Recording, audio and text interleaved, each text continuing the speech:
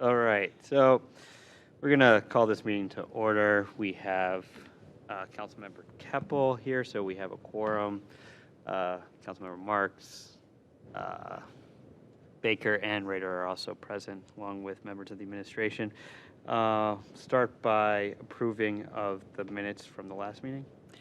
I'll move to approve the minutes. Second? All right, and so that is approved. Start with the Law Department. Thank you. Mr. Chair, with your permission, I'd like to approach the podium. Sure.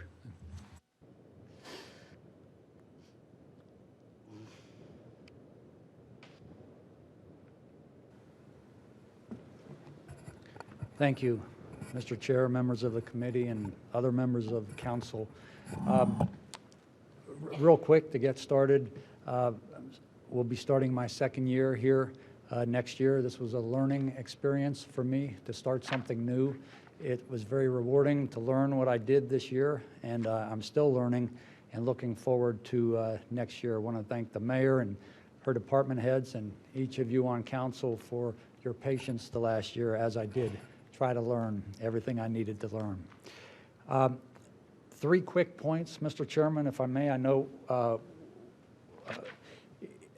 it doesn't help to talk about accomplishments, and you made that clear, and I respect that. These are not accomplishments, but just things I want to note.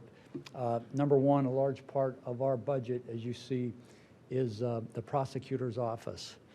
Our prosecutors are professional and very experienced. They have an excellent relationship with the court, the judge, and the staff. They handle their cases well, achieve more than a desired level of success in their cases. And even equally important, if not more so, is the weekly advice that they are providing to our safety forces, especially the police forces. So we're not reading about our prosecutors or our police in a newspaper, and that's a serious accomplishment for all of those professionals, given the risk. Number two, one of the goals we set out this year was try to manage outside legal fees. And we've done that, I think, in large part because of the addition of Jeff Crossman, who's very experienced in contract writing in the development arena. So I know planning has worked closely with Mr. Crossman, and it has allowed everybody to avoid going outside for legal advice on some of the more routine matters. Finally, you all know Ms. Swallow. She continues to be the backbone of the law director of the law department. Her institutional knowledge is incredible.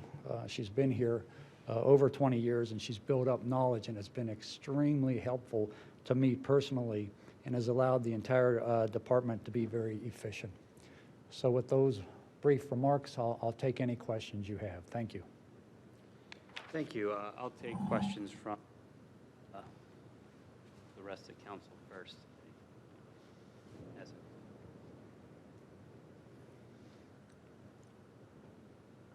Yeah, sure, go ahead. So Director Vargo, since you have just completed your second year, what's the experience been like for you? Thank you, Councilwoman. I didn't know what I didn't know, and that was a lot. When you don't know an area, you have no idea of all the things you don't know and all the things you'll learn. I think I was fortunate that my experience and training allowed me to learn and allowed me to apply what I did know to the new facets of law and the interactions of the various clients that I have in this role. So I enjoyed it greatly. I'm looking forward to next year. I hope everybody feels the same about me, especially the mayor. So. Well, I want to thank you for your responsiveness. Whenever I've needed you, you've always been there on top of things, so I appreciate that. So I'm glad you're here. Thank you, Councilwoman. Director, just one question. With there's a 15% increase in salaries. What constituted that increase? Yes, thank you. That reflects the addition of Mr. Crossman. He came in, I forget what month, but it was certainly well into 2023, and this reflects that he'll be on in our budget for the entire 12 months of 2024. That's the essence of that. I'm looking at the full, so is he part-time then? He is, if we scroll back to the prior, he is shown, Mr. Chair, as Assistant Law Director, Prosecutor 1, even though he's not a prosecutor. Okay. That's his category, though. Okay. Thank you. Any other questions? Yeah. Well, I think before I interrupted Sarah, I thought I heard her want to say something, or was this? Okay, great. Tom? Thanks, Mr. Chairman. Hi, Director Vargo. Sorry, I came in tardy. My question is the outside services. Is all of that represented in the previous slide? I know that sometimes, some years, we have pretty significant legal contracts, whether those are for employee dispute settlements or other litigation. Sometimes it's for contract negotiation, although we shouldn't have that, as I understand, for 2 more years in the future. So this pretty modest amount here, professional services at 86 and just shy of $87,000. That's pretty modest. Is that because we don't have any, or because we're accounting differently for those outside legal contracts and they appear somewhere else in the budget? For example, if there's any more Lakewood Hospital site negotiations, there may not be any. In the past, some of those may have been paid out of a different account. I don't know. Could you speak to that? Thanks. Yes. Thank you, Councilman. That's exactly right. Something as significant as the item you just mentioned, those legal fees with the outside firm representing the city's interests are allocated to the planning department, not to the law department. In the development agreement world, if the development goes forward, there is undertaking by the developer to make the city whole on those legal fees, and that's why that stays for accounting purposes with the planning department. And that's true probably in at least another development agreement that we're using outside counsel. So it's an important point. The employment litigation, I can't say always, but we had employment matters this year that had to be addressed with outside counsel. That came out of the law department budget that you're seeing. We still have outside counsel giving us sound advice on the Marine Tower issue. That's out of the law department.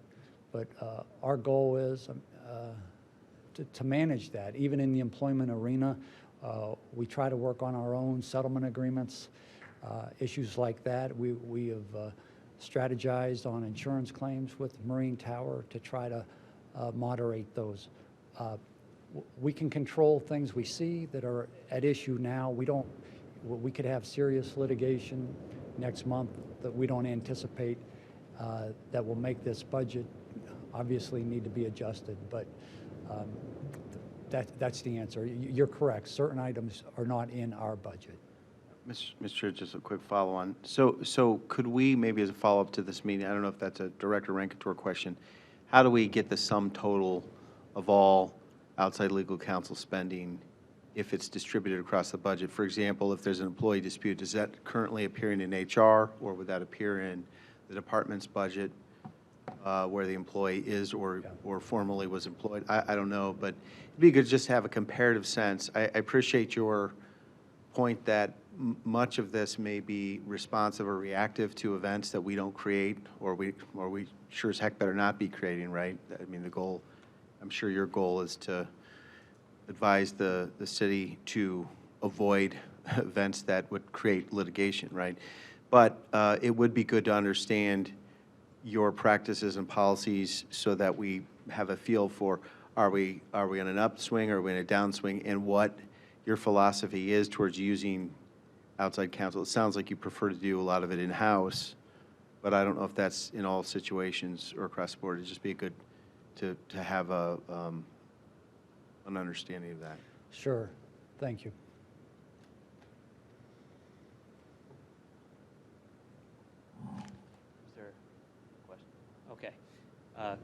Baker? Thank you, Mr. Chair, and thank you, Mr. Vargo. It's been really great working with you. I appreciate you and your department's professionalism, understanding that the law department not only represents the city and the boards and commissions, but also city council, and so appreciate your professionalism.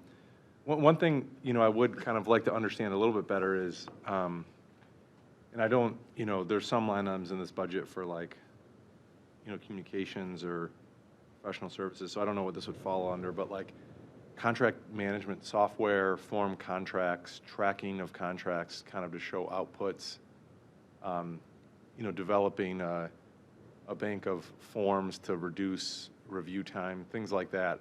Could you explain kind of your vision for that now that you've had a little bit of time in the role to see if there's some areas for growth there within your department and kind of how you see that progressing? Sure, thank you. Related to your question, if not directly on point, the example of Marcy's Law, and our prosecutors face increasing burden under Marcy's Law for notification of victims and continued notification of victims of the proceedings.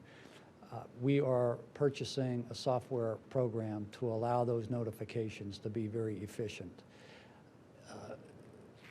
That budget, I think the initial purchase is $12,000 to $14,000, but an ongoing support from the supplier.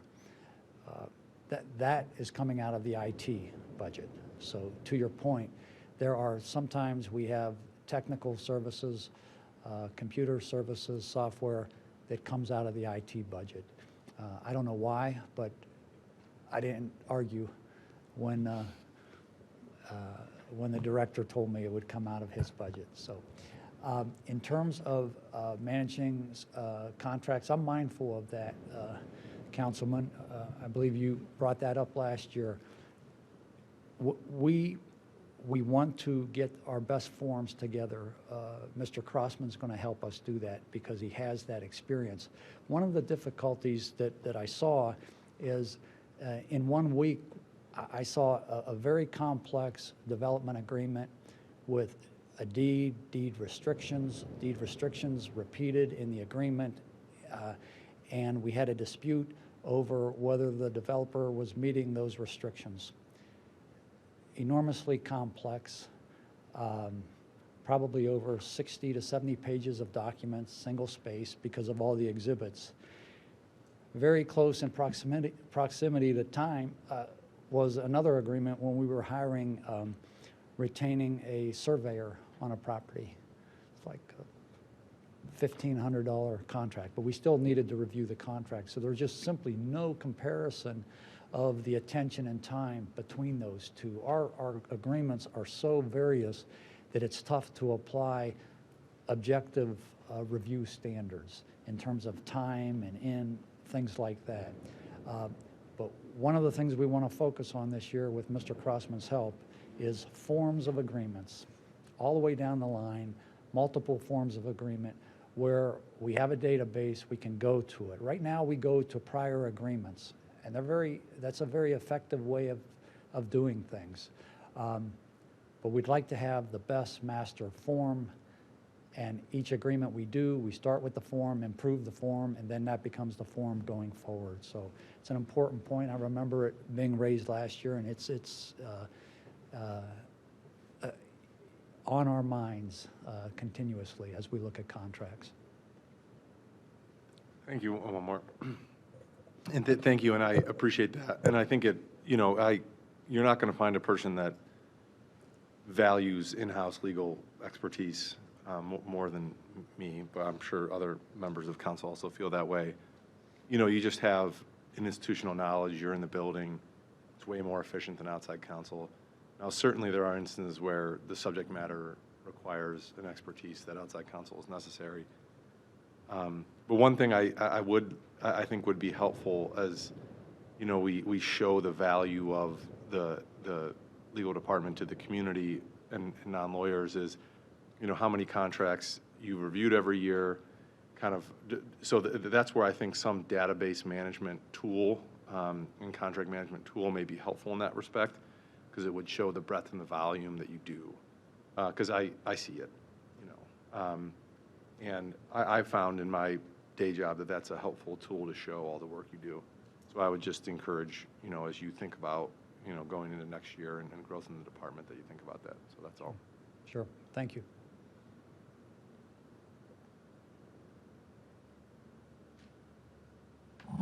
Right. Thank you very much, Director Vargo. Thank you, Mr. Thanks for all the work you do. All right, we're going to hear from the mayor's office next. Mayor George, thank you for taking the time.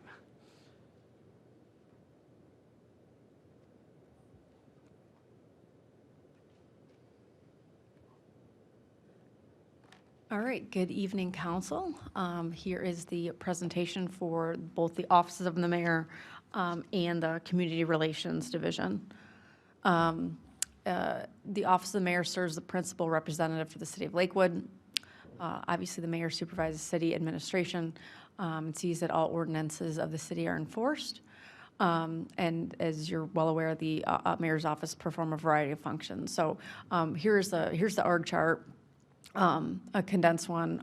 We have the community relations specialist, chief of staff, administrative assistant, and then the new public information officer that started last week. Okay.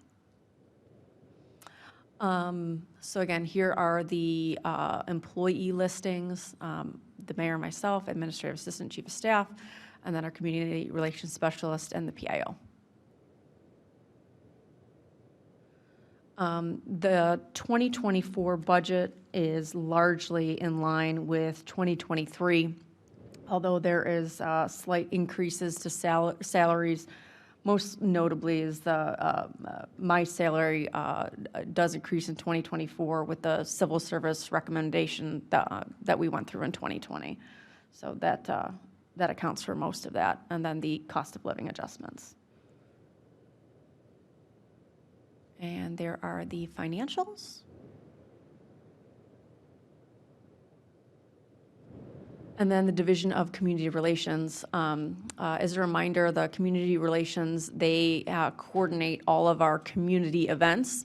So that's the concerts in the park, the Friday Night Flicks, the Meet the Trucks, Summer Solstice, 4th of July, among the many others listed there. Within community relations is where we house the social media communication, and that has increased both on Facebook and on Instagram.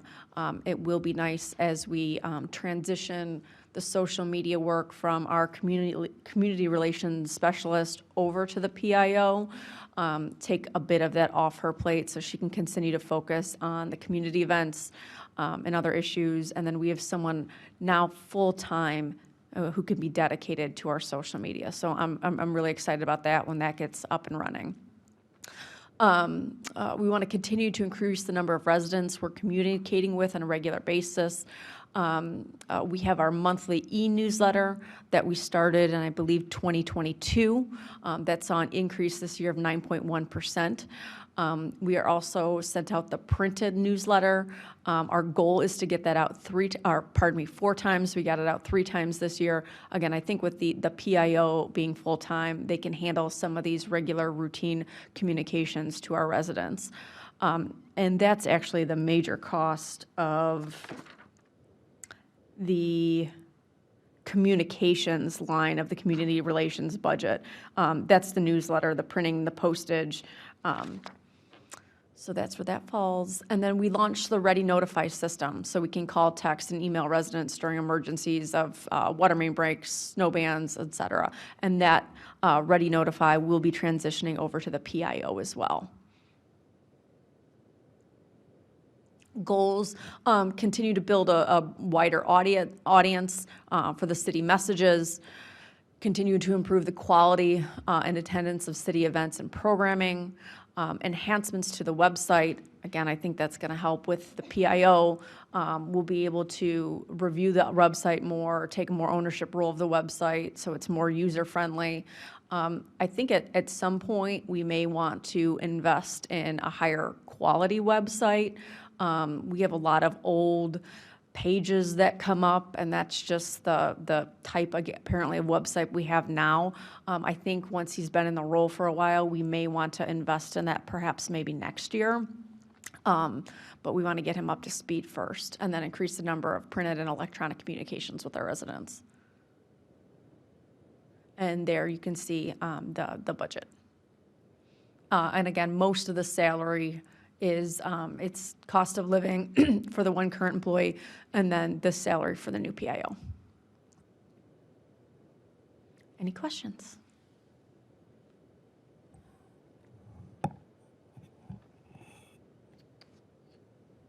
Yeah, so, thank you, Mayor. So, looking at this, is those communications newsletters and things like that, is that coming out of the professional services line item? So I'm going to have Jessica correct me if I am wrong, but professional services is mostly the website, the band concerts, and the movies in the park. And then the communications is basically all the newsletter, the printing, the postage, and as communications, usually the telephone's in there as well. Deal. Yes, Tristan? Thank you, Mr. Chair. No, I think this is good. I mean, throughout the year, we've talked about this, and I'm just really happy with the direction, and I think this is a good, certainly worth the investment. So I just want to make that note of appreciation. In terms of the newsletter, something that I think we've talked about on council a few times is maybe doing our own, but maybe there's some way in the future we can collaborate on that a little bit and maybe get some insert from city council in there. But I think it's mostly just our own initiative to connect with you and make that happen. But is this still something you'd be open to discussing next year? Yeah, we're always brainstorming, trying to figure out topics for the newsletter. So we're always open to a theme or more topics. The goal is to get some really useful information to residents as best we can. Great. Well, I like this direction. Thank you, Mr. Chair. Yes. I know you've done it, you folks have done it previously, but I'm just a little interested in, can you provide just some of the, little more detail about the duties of the public information officer? Yeah, so as you know, we have not previously had a public information officer. We have tried to use a variety of different personnel methods, some outside help, some internal sources, but it really became clear within the last year or so, 2 years, that we needed someone full-time handling communications. That was their full-time job, handling the social media. Also, the marketing component of this as well. In the interview, I gave this example of this, and it's just because it's on my desk, so it's not a knock at the fire department, but we have a postcard about the neighborhood paramedic. And it was done by the fire department, and I think our fire department are excellent at fighting fires. They're great at technology. They're great at a lot of things. They're even good at putting postcards together. But I think someone who can bring all of that from various different departments, putting those marketing, if you will, for lack of a better word, communication materials together, have them the same look, the same feel, get the proper information out. He was already working on it last week. We already have a new neighborhood paramedic, so he has the new neighborhood paramedics information on that. So someone whose day in, day out job is to be updating the website, the social media, and our communications pieces so they're up to date. So when residents are looking for information, it's accurate. Thank you. Ms. Keppel. Thank you. You know, I'm excited about the opportunities for this public information officer. I did have a couple questions.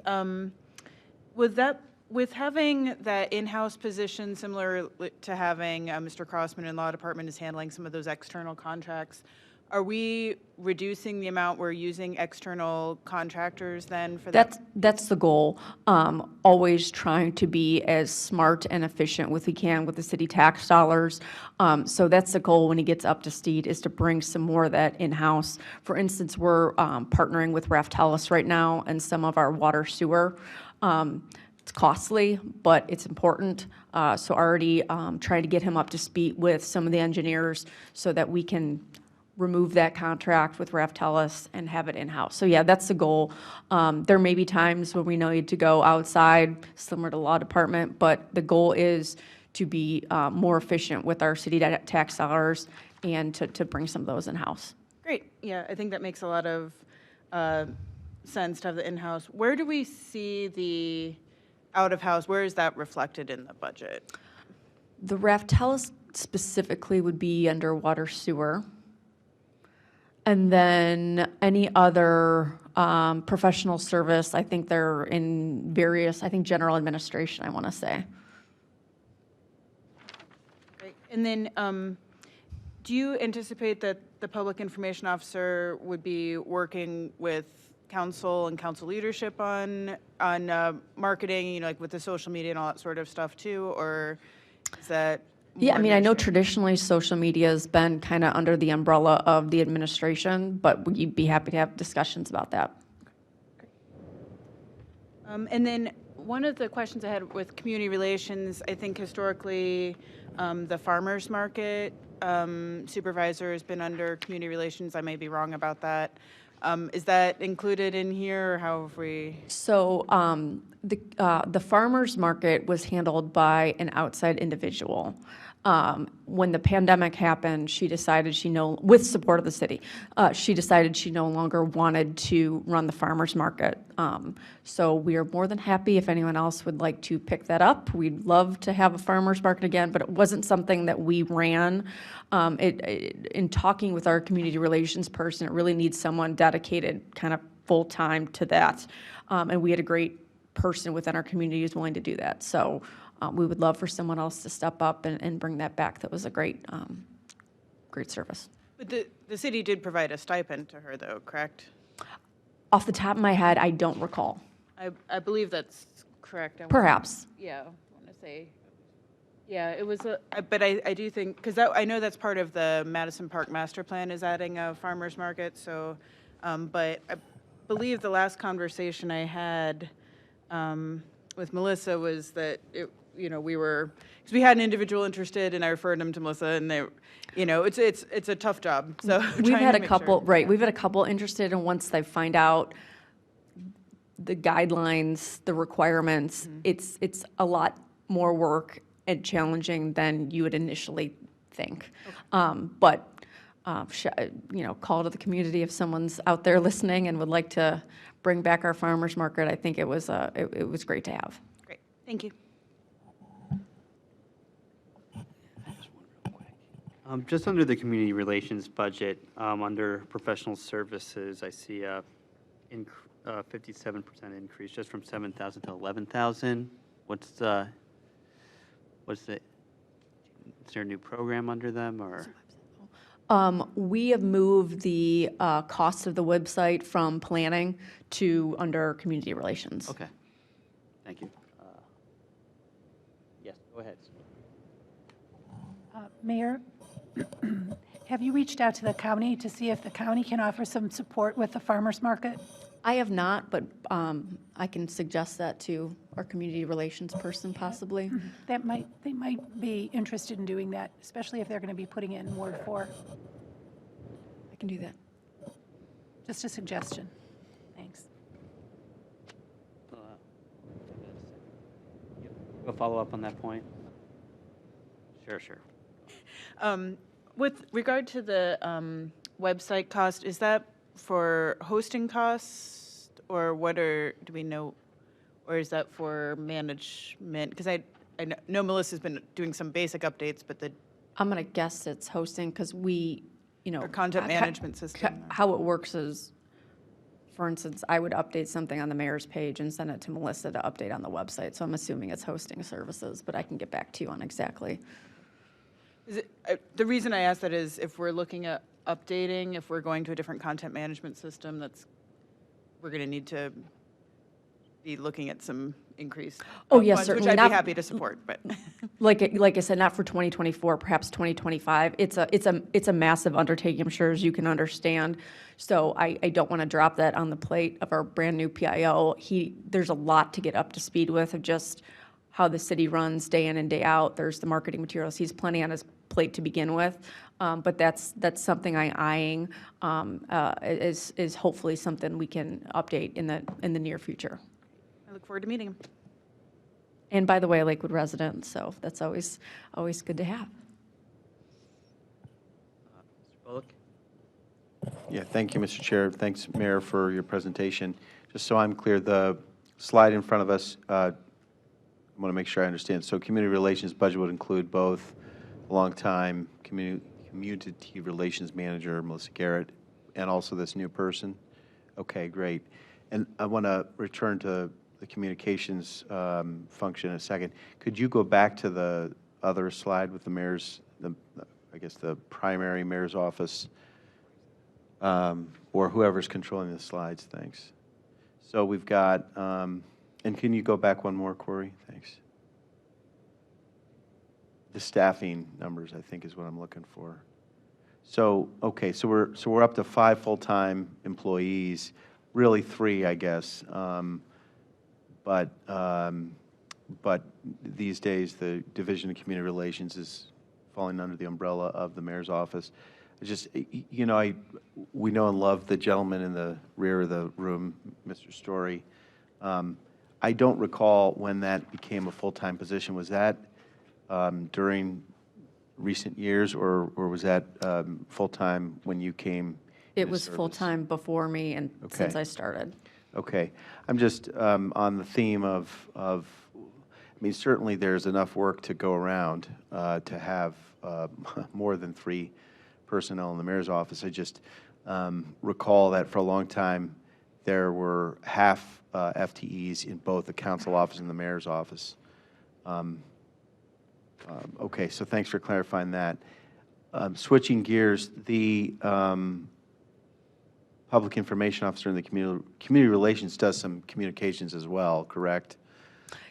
Yes, she currently handles our social media on top of our other responsibilities, so we're going to shift that role over to the PIO. Okay, so what I'm curious about and looking forward to, I hope working together, as Councilman Rader said, is expanding, deepening, broadening the communications capacity of City Hall, because a lot of what we do gets into public education. So think, for example, just the recent NOPEC aggregation contract. That's something we're involved with because that's a service, a kind of a third-party or ancillary service that we offer. There was a lot of communications confusion around that we didn't create, but we had a role in. I'm sure it was generating phone call questions to your office, Mayor. Public education is a helpful tool. Also, when we talk about water conservation for the sewer rates, people are going to see increases very likely, and they're going to want to know, hey, what can I do? Why is this happening? What can I do? There's a whole conversation to have there. So I think part of our success at being effective in the many things that Lakewood City government it seeks to accomplish on behalf of the residents means, the ability to reach people effectively and explain something and refer them accurately. So, this could be something that really goes beyond social media and event work. And I don't say that in a glass half empty way at all, because as I think of this, we take for granted in Lakewood that we have Friday night flicks and Sunday night concerts and all the street festivals and sometimes a farmer's market, and we really shouldn't take for granted, because I think Lakewood outpaces, and then some, our neighboring communities with the flurry of activity. So we kind of have been doing it by, I don't know, willpower or by traditional media, but if you're looking at expanding, I think, we'd really be due for a strategic look at how all these tools can be most effectively. And I don't have anything particular in mind beyond just, I think this is welcome news that we're going to make an investment in public communications. We could be, really effective depending on how this unfolds. So I know that a lot of times council comes to the administration with a new initiative, and the public communications component to a new initiative is not easy or straightforward, easy snap of the fingers. But boy, if we had that ability safe routes to schools, how to use a new bike lane on Hilliard Road, all that kind of stuff, we would be well-served. So I'm rambling. All right, thank you. Thank you, Councilman. I think you just provided my reasoning for the PIO. I'm definitely hoping, I'm going to be working to get to that level of communication. This person has a great background, and for instance, your comment about, bike share lanes or bike lanes, and drafting communications and visuals that are very appealing to the eye, that really help educate. We've talked before, about our tree initiatives, updating information, better educating. Someone that's full-time, who's constantly thinking about how and what to communicate to the residents of Lakewood is exactly what has been needed. Actually, when we were going through this process, we were pulling job descriptions from a couple other municipalities, and the one that stands out, some similar-sized communities have a whole department of public information. There's multiple staff. There's a director. So, speaking them down the line, depending, this may be an area that we may need to grow bigger, so we can just, as you mentioned, accomplish those goals and better educating the resident about all of the great things that are happening in Lakewood. So, I'm excited. He's starting, and I'm excited for the future of this position.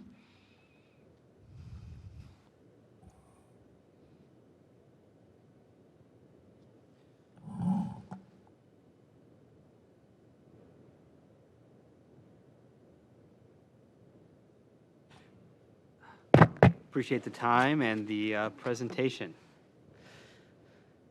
All right, council budget, council office, Clerk Bach.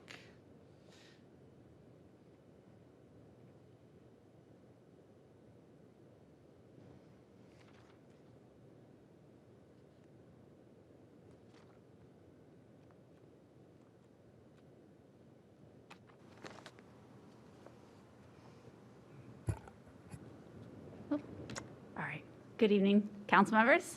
Thanks for the opportunity to formally brief you on the council office budget. Here's just a rundown of what this brief presentation will include. Okay, so we're going to dive right in to just give you an update on this year's core functions. I know you've seen a version of this slide before, some metrics on our public meetings and the amount of adopted legislation. In 2023, we had a slightly lower number of public meetings and adopted legislation, but as you can see, both were still within the ballpark of a typical year. Just a reminder that these two metrics represent a lot of behind-the-scenes work, which takes up more than half of the staff time in the council office, I would estimate. Each public meeting requires scheduling, public noticing, staffing, video recording, video editing, and minutes. And each piece of legislation requires shepherding through the process of introduction, amendments, adoption, signing, and filing.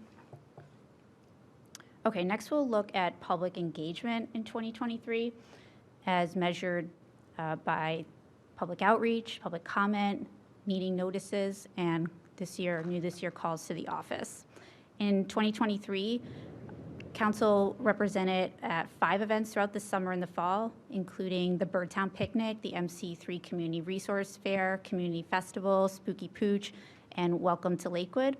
So this was a very active year for our community outreach, and I want to thank the staff and all of you who came out and helped make these events successful. I think the residents really appreciate seeing your faces and making those connections. I think it's a really effective way to do that.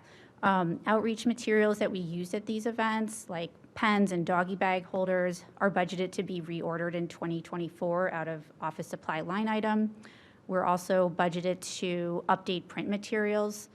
We added a new print material this year, and we're going to have to sadly substitute out one member on all those and substitute in a new member. To keep costs low, we also network with outside organizations and other city departments and government entities to supplement our outreach table with their free materials.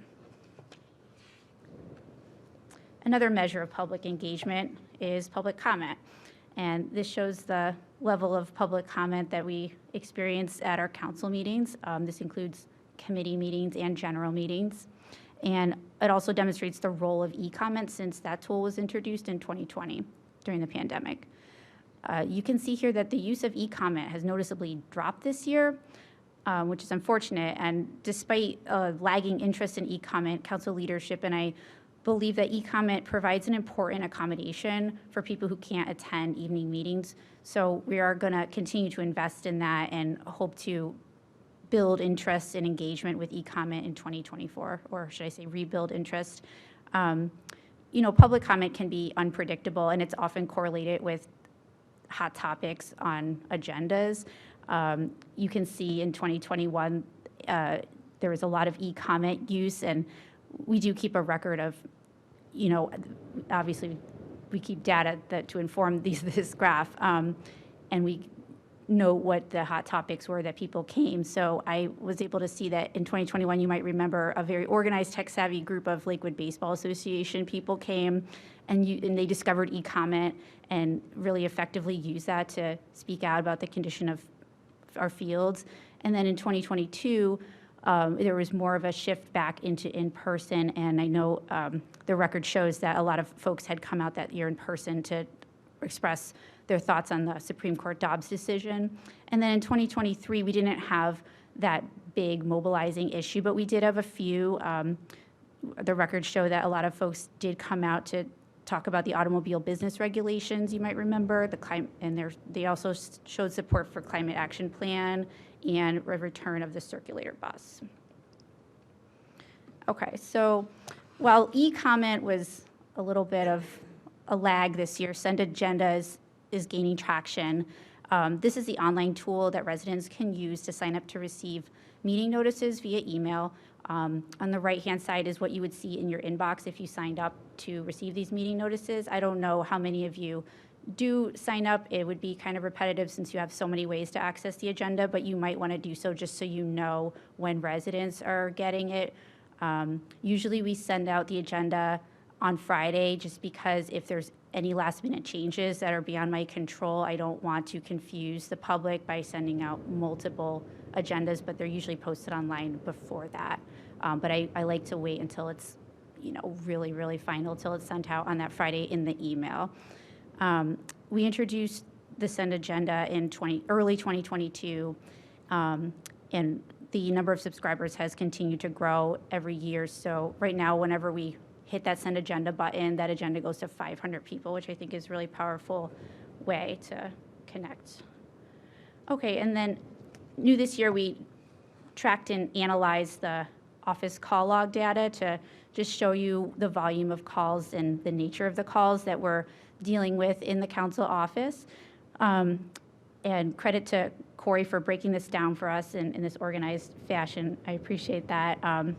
So far this year, myself and the staff have fielded over 120 resident calls, and I know that's only a fraction, or only a portion, because I know how many you guys all receive on your cell phones and work phones alike, but this is the portion that we're handling.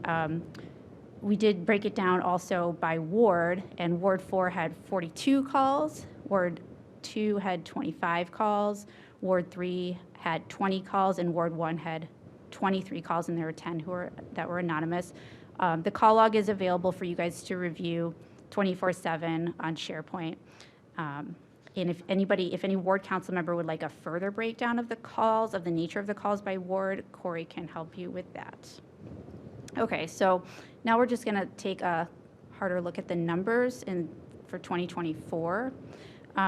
Circled in red here, you can see there's a $10,000 in capital. This is new this year. You can see we haven't had any capital expenses since 2021. So this is going to go towards replacing 3 workstations in the office for the 3 of us, and may also include additional furniture as needed. So this is the clerk who came before Mary Hagan, Karen Schasser, and she's working at the same desk that I'm working at, so hence the need. Hi, Karen. No, I'm very happy with my computer, actually. To keep those very updated.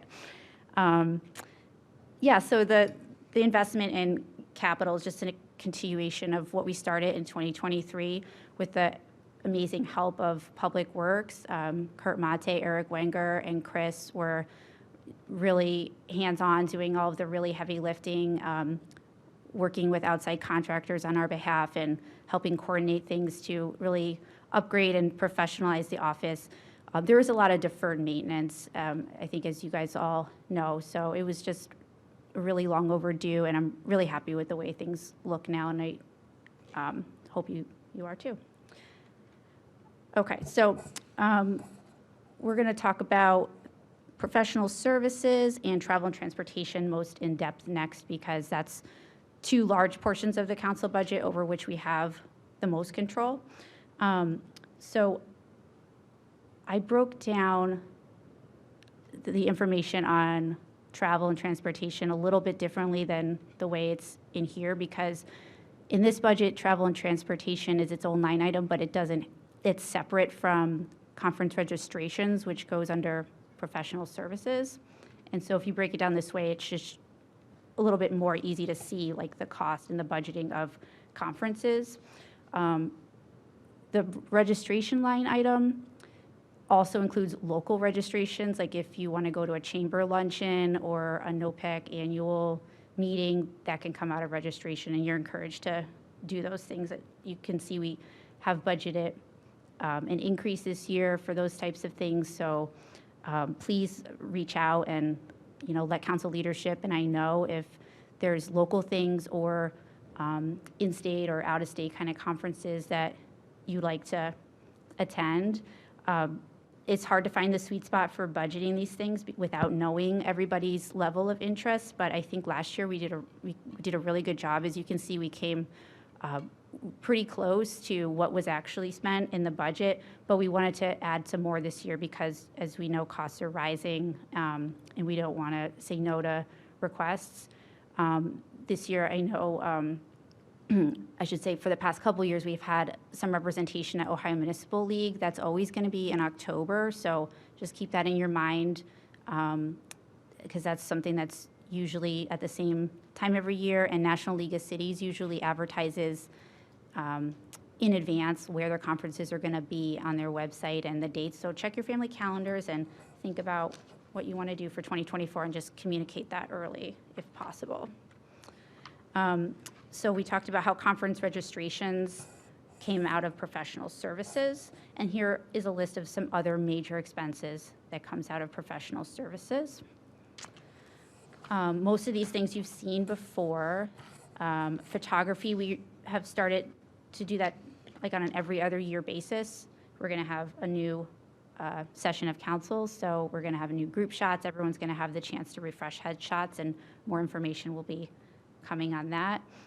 If you added up all these professional services, you would see that there's still more in the budget. So what makes up that difference? It's typical that council leadership has a contingency fund in there just to plan for any to be determined initiatives, which is more important when there's going to be a new term of council too. Okay, and then as you can see, coming out of, I'll just take a closer look inside that membership line item of $1,095. Here's the proposed memberships for 2024. The only change is we're not going to budget for National League of Cities. So National League of Cities, we did budget for that in 2023, but then after a couple conversations with leadership and other members, it seemed like there was a lack of, or a lot of questions about what are we really getting for the $5,000 for this membership. We also looked at just how it was possible that you could still attend the conferences without being a member. There is a difference in the rates, but there weren't that much. They were maybe $50 to $100, but that doesn't really make up for the $5,000 in annual membership fee. So, I think council leadership is open-minded to if we see some value in the future where we really feel like National League of Cities would bring value. I think there's open-mindedness here, but we just haven't experienced the payoff in the past couple of years that we have been members. So it just seemed like a good way to cut some costs and without sacrificing participation in National League of Cities. Okay, so just a brief overview of just some things looking into 2024, and there's more on this in the budget book too. We're going to continue to professionalize the physical office space, as we talked about, continue to grow public engagement in various ways, use new technologies to grow collaboration amongst ourselves and at City Hall and build more efficiencies and investigate new methods for modernizing record storage. And on that last item, we made a lot of strides in 2023 to redo the records retention schedule to free us up to get rid of some obsolete records, which we did during the renovation, and we're going to continue to work on that project. And yeah, lastly, I just want to recognize Deputy Clerk Cariglio and Corey Stofko, our intern. We've had some unprecedented staffing turnover in the office this year, not, all for really good reasons, but Corey and Danielle have hit the ground running since September and have been incredible assets. And so I really look forward to working with them and with all of you in 2024. So let me know if you have questions. Mr. Chair. Yeah. Oh, thank you very much, Clerk Bach. It was a great presentation. Thank you, Deputy Clerk and Deputy Clerk Assistant to the Deputy Clerk. We appreciate it. You want to discuss a bit on how leadership came up with this, or? Well, I'll just You just go do your thing. Well, a couple Go of ahead. quick things. Thank you, Mr. Chair. One, point of clarification, Clerk Bach, on the workstations. When you say workstations, you mean the desk and the whole area, not necessarily the computer itself, or? Yeah, the computer is different. The IT handles that. I just mean the desk, yeah. Okay. The desks. My common vernacular, when you hear workstation, it means the computer as well, or solely even. So just want to clarify that. And then otherwise, I mean, overall, compared with other budgets, naturally, it's sort of a minimalist budget by comparison. But that is also to say that I think with that minimal budget, the council office does an incredible job of getting the most out of its people. You've done an incredible job, Clerk Bach, at building capacity within that council office over the last few years, as I've observed it. And you really get the most out of each other. And as I think you alluded to, you've, despite some turnover on a couple fronts, you've really been able to invite good talent into the building. I know with some of the interviews we've had, there have been difficult decisions to have to make from a staffing perspective. And in every case so far, I think you've chosen wisely on that front as well. So I really just wanted to thank you for that and clarify the workstation piece, because I think that's the most new thing in the budget to clarify. But I didn't want to lose the fact that the largest part of the budget is the personnel, and that part is going incredibly well from my perspective. So thank you.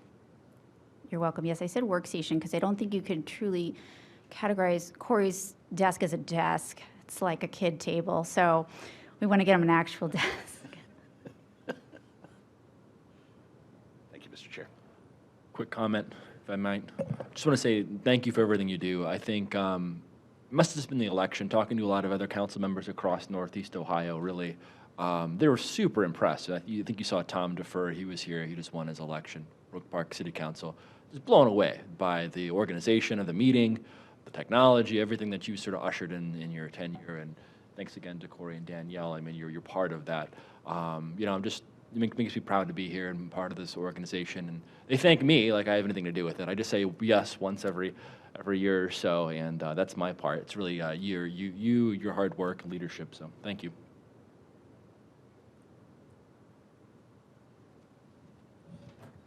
Thank you, Ms. Bach. I just want to thank you for your organization. You have really elevated the clerk's office to a level of professionalism that is we should feel very proud of.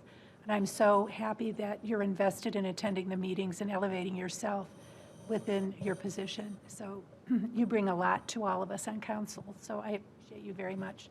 Thank you for your organization and for hiring such great staff. It takes a great leader to have effective staff, and you're doing a great job, so thank you. Thank you.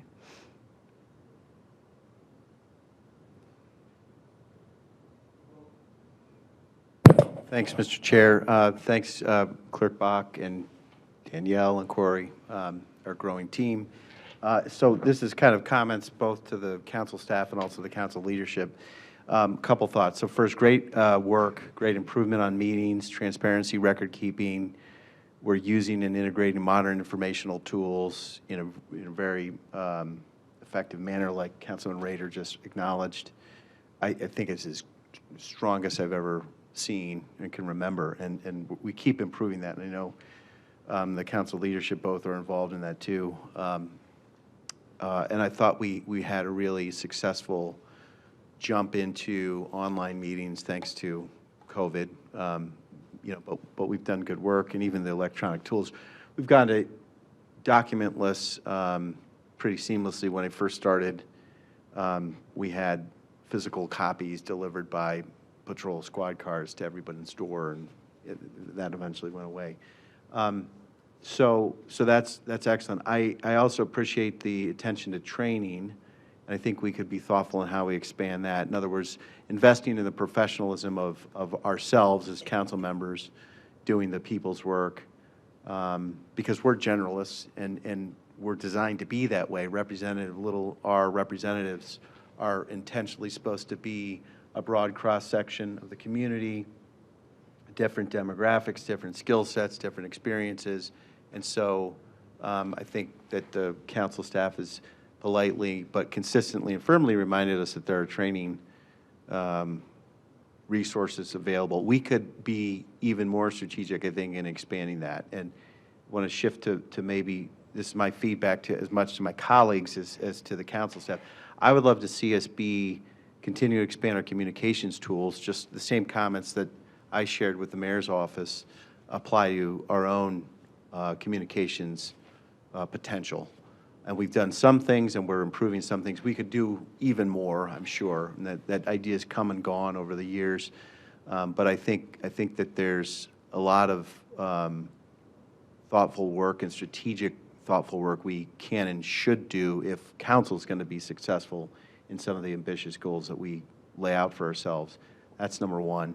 You know, and then there's the dance between, is city council going to communicate by itself? Is city council going to do it in tandem with the administration? Some of both, you know, could be done either way, but that deserves and requires some thought.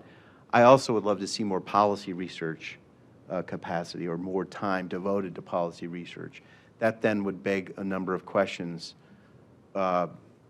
How would we ration that time? How would, you know, how much, et cetera? Do we need more capacity? Do some thought. But to supplement, I mean, basically, we've been building an excellent foundation of our council office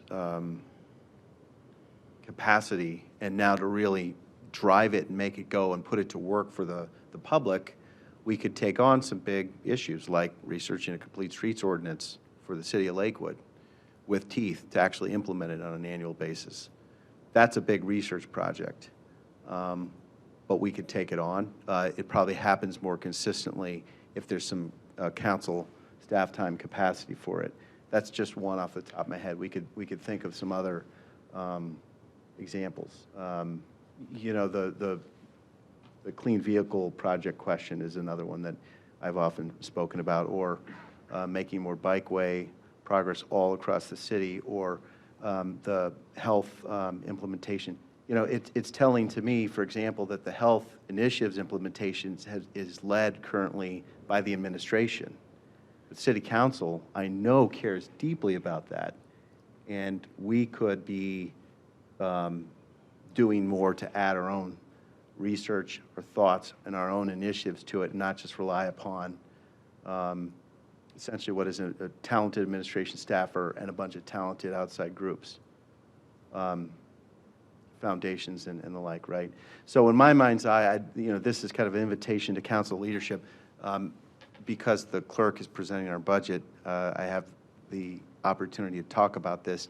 If it were to come to pass in some form like I'm describing, it certainly would affect the council office, and that's not in the proposal today, but I do see the value of growing in that direction. So I'll stop there. Thanks.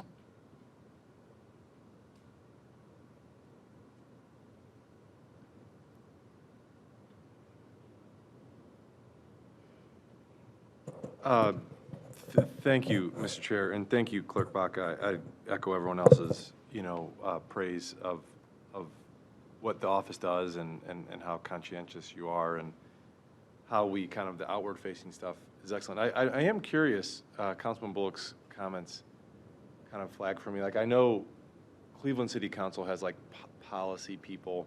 I'm just curious as to like mid-sized cities, Parma, Strongsville, I guess, kind of like peer cities, budget and/or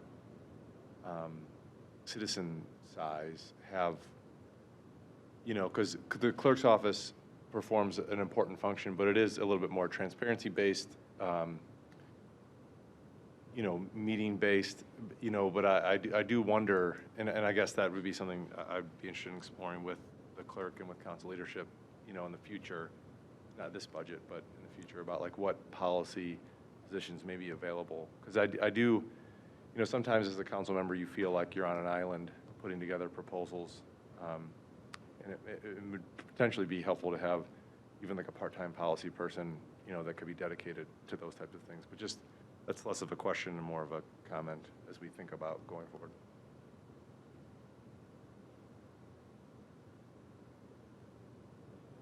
Anything further?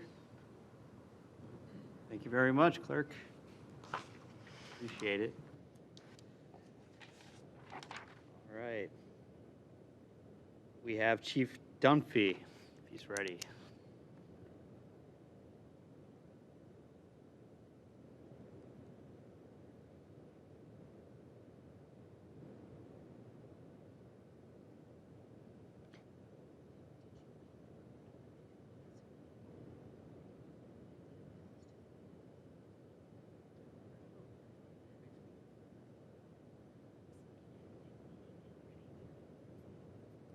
Veto. I like that.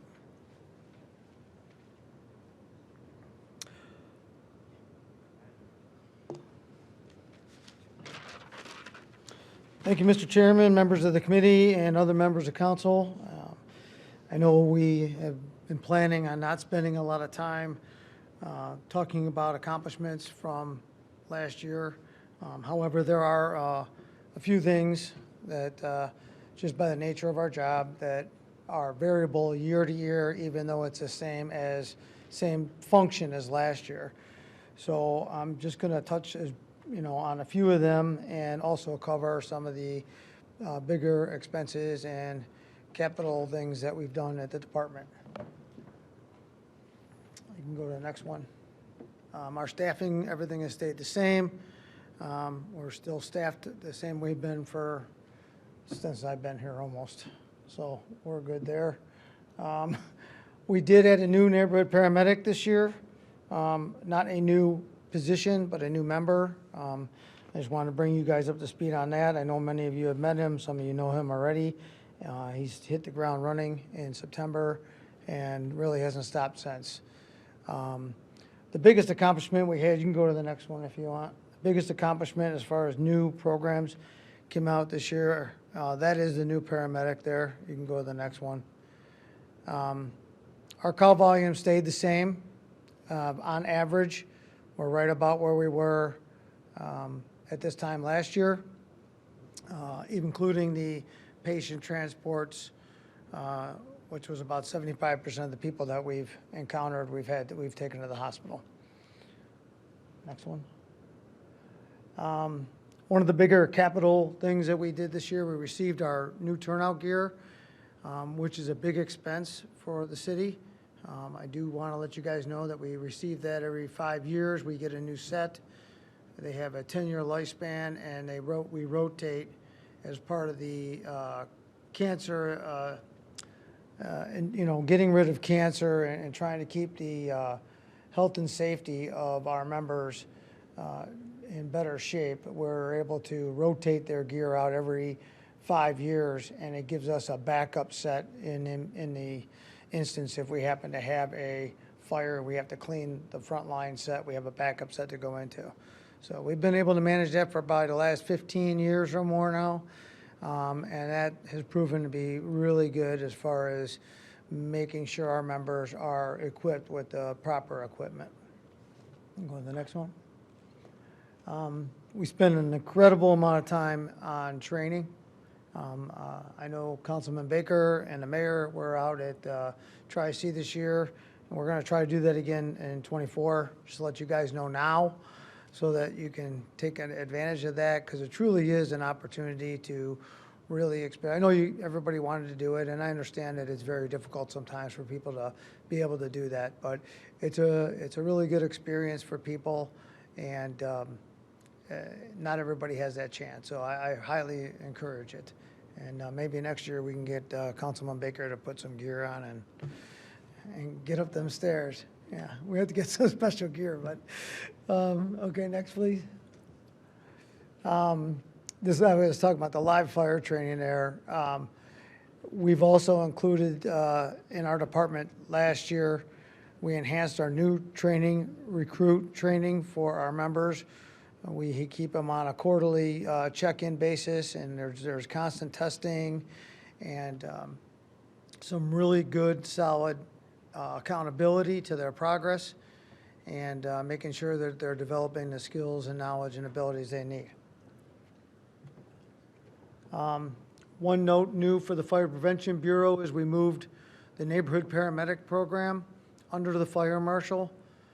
We felt as though after evaluating it and with the new member starting in that position, we thought that it's more of a preventive and care program, and more of a prevention. Fall prevention is one of the main topics, so it naturally just fit underneath there, and he's also stationed out of Station 1.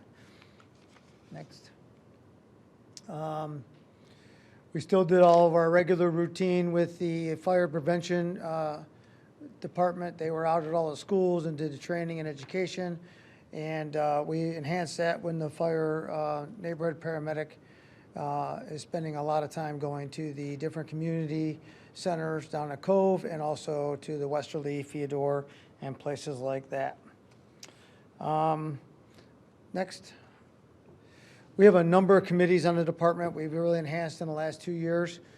They're fully staffed right now. I'm not going to go through each one of those, because that's not part of the plan that we want to go talk about every single thing.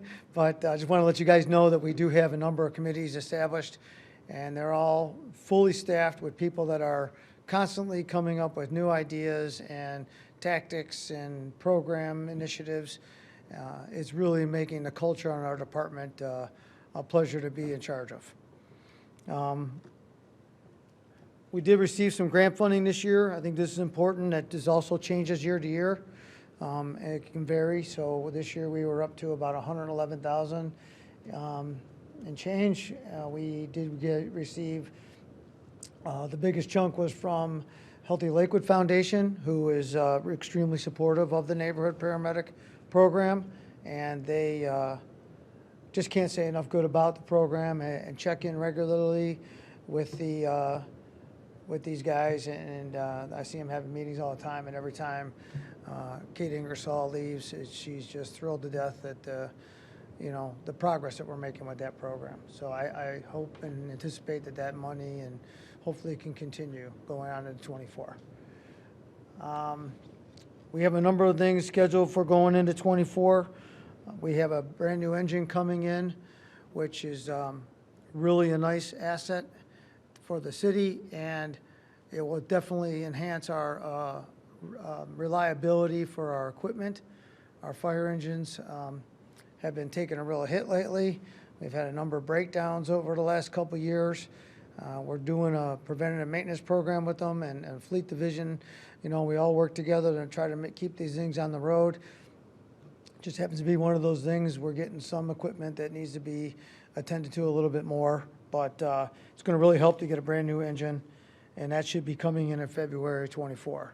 That'll be down in Ward 4, down at Station 3, and one of the other big initiatives going into '24 is going to be succession planning for the fire department.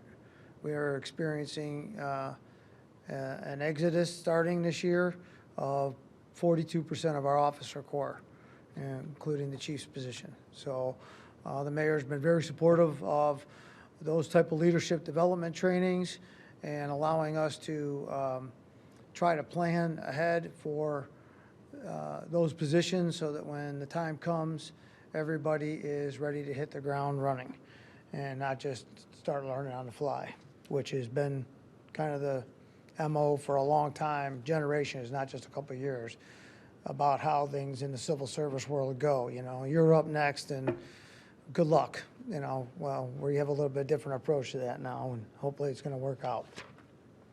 I know that you may not have the budget book in front of you. I hope that you do. I did not include it, and that's what I was talking to Clerk Bach about on my presentation. I apologize for that. On page 104, if you happen to have it, I'll give you a second to look up that. That is the division budget for fire and EMS.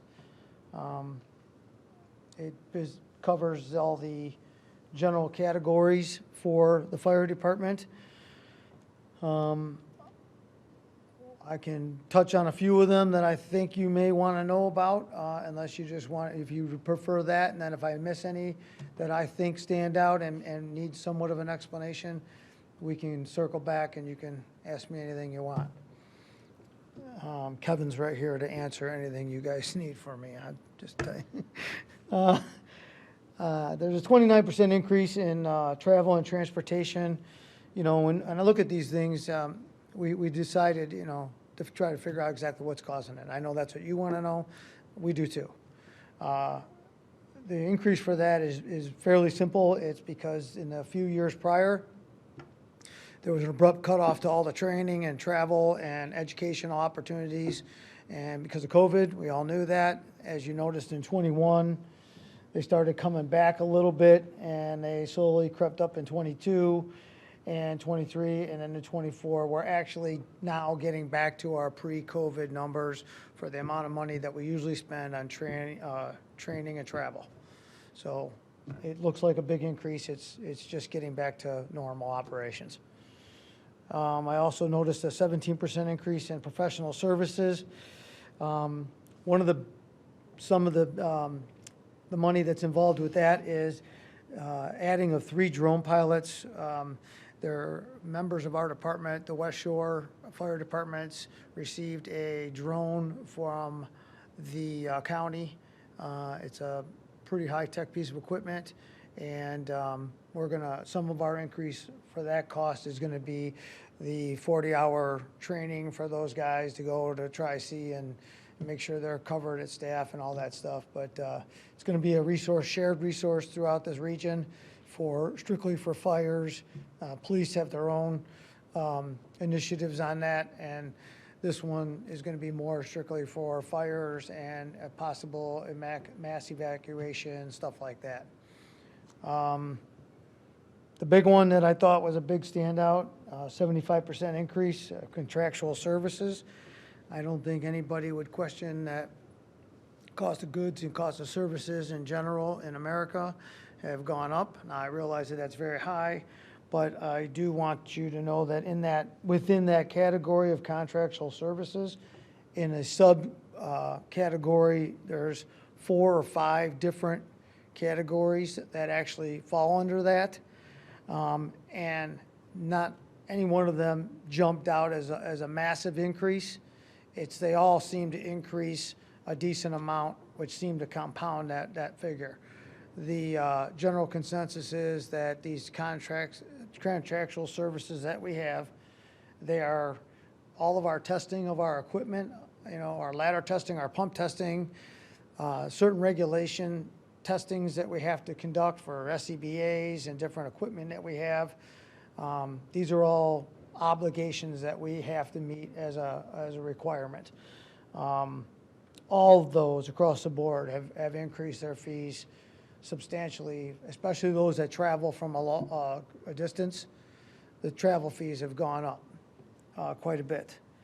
And then there's the overall increase there was like $16,000. We went from $20,000 to $36,000, and that was spread amongst all those subcategories. Last categories that I would like to talk about, I didn't put a dollar figure on it. It was 22%. It is materials and supplies.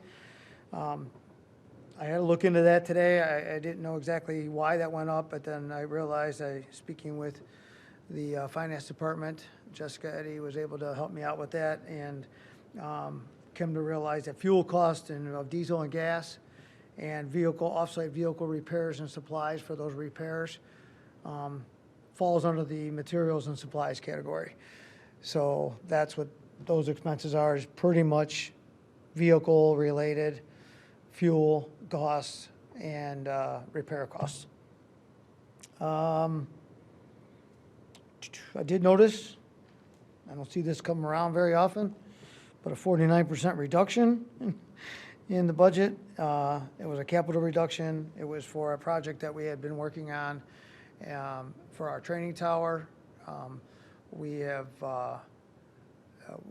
we're doing the project. It's just where we chose to phase it over a 2-year period versus trying to get it all done in 1 year. I don't know if it was even going to be capable of getting done in 1 year. It's a lot of work, and it's nothing new, nothing crazy. It's just a refurbishment and upkeep of a 30-year-old building that we use pretty often for training in the backyard. So we got to clean it and tuck point it and do some work. And we were working with the finance department and the mayor's office to see where we can cut some things, and we figure we can probably put that into 2 phases. So we're not going to do it all in 1 year. That's why that's reduced. Other than that, I think that's about it. Not bad. If you have any questions, I'll be happy to have Kevin, I'll answer them. Thank you very much, Chief. So I'm going to ask Chief Fisher. No, it's fine. Appreciate all your service, everything you've done for the city, for the Division of Fire. Great presentation. My question is, as you mentioned, succession planning and looking at the personnel staffing on page 107 of the budget book. Just wondering what your opinion is, looking at the mix between firefighter 1, firefighter 2, and 3, is how you see the balance in terms of the number of firefighters in each rank level. I would say overall, right now, our department is on the younger side of things. And in 32 years, it seems to go like this, and is from generations before us. When everybody came out of World War II, they went to the police and fire department and the post office. And ever since then, these ebbs and flows have stayed pretty constant, because when everybody gets hired, they all ride together and then they all retire. And we've had, in 1989, we hired 11 people in 1 year. They all just left. And then the subsequent years right after that, we hired 7, 8, 9. We had to hire a lot of people. My class is getting ready to go, and within the next 2 years, and usually it's about a 2-year window we hire people too. It doesn't, not all at once and not on all the first day of the year, but it's over a period of months and different things like that.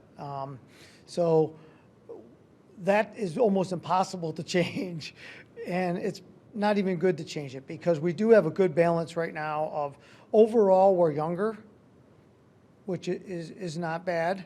But we have a fair share of senior members of the department, and they're doing a great job in passing on the knowledge to the younger generation, and everybody is on board about that whole succession planning. Overall, we're, I would say, just shy of 50%, being in just shy of the middle of the road for being young. We're not as young as the police department. They experienced a big influx in the last 4 years, maybe 3, 4 years, and they probably are up in the 40 member range. We're probably in about 25 range in the last 3, 4 years. And so your class is the World War II class? No, it's not. Any other questions? Chief Dunphy. Mr. Bullock. Hi, Chief. Thanks, Mr. Chair. Hi, Chief Dunphy. Thanks for the presentation. A couple miscellaneous thoughts in response to your presentation. I'm just going to go rapid fire to cover a lot of ground here. Hope Station 2 is functioning well to reduce the cancer risk. I recall that was a big part of that portion of Station 2's design. Maybe, well, we needed the space regardless, but that was one of the essential features. We'd love to hear how Station 2 is functioning, especially in keeping the turnout gear clean and free from the diesel exhaust. Are we experiencing more maintenance and outages of fire equipment in recent years? And if that's true, what steps are we implementing to get back on top of it and reduce those problems? I heard what you referred to, that some of the vehicles are out, but if they're new vehicles, we've been pretty good about being on top of getting new fire equipment. They really either should be under warranty or they shouldn't be experiencing big outages. Curious as to why 75% of the EMS transports EMS transports are going to hospitals rather than our local ER. I think I saw that in your presentation. I don't know if you can shed light on that. I've got one more question about staffing, but I'll observe fuel costs for electric vehicles, and I know that there's not today market-ready big fire vehicles ready to go, but when they get there, fuel costs are 1/3 as much as for gas. So we just talked about how some of your line items are going up because of increased diesel fuel inflation and natural gas, gas inflation. And typically in these budget conversations, we shrug our shoulders and say, hey, what you going to do? But when we talk about clean vehicles, part of how they pay for themselves is that price advantage. They cost more up front, but then they pay themselves back by having that price advantage for fuel and also a lot less maintenance cost and downtime. So I just thought I'd comment on that. It should be even stronger savings for diesel, I believe, but I'd like to double check that. So the questions were Station 2, maintenance of the equipment, are we on an upward trend of outages, and then any light you can shed on the EMS transports? Sure, thank you, Councilman Bullock. And you're absolutely correct. At Station 2, one of the main focuses there early on, when you guys were out there as councilmen. I know the mayor was out there even before she became elected as a mayor, walking through the place. And that has definitely improved and increased the health and wellness of the members out there. All the gear is separated. I can tell you I go out on a regular basis and check on the different stations, and going into a station now versus it was 10 years ago is night and day difference when there's a smell of fire from the day before. I used to be, it would last 2 or 3 days. All that stuff's washed right away and cleaned right away. We've outfitted the Station 2 especially, but all stations with washing machines, extractors to be able to clean that stuff. The separation out there, and also with the addition of all the MagnaGrip vacuum hoses that attach to the vehicles, has definitely decreased the amount of soot in the buildings, the smell. It's a very obvious reduction in cancer-causing emissions from the vehicle. So to speak about Station 2 particularly, I just told the mayor last week that we just received an award, finally came in the other day from Station 2, a design award.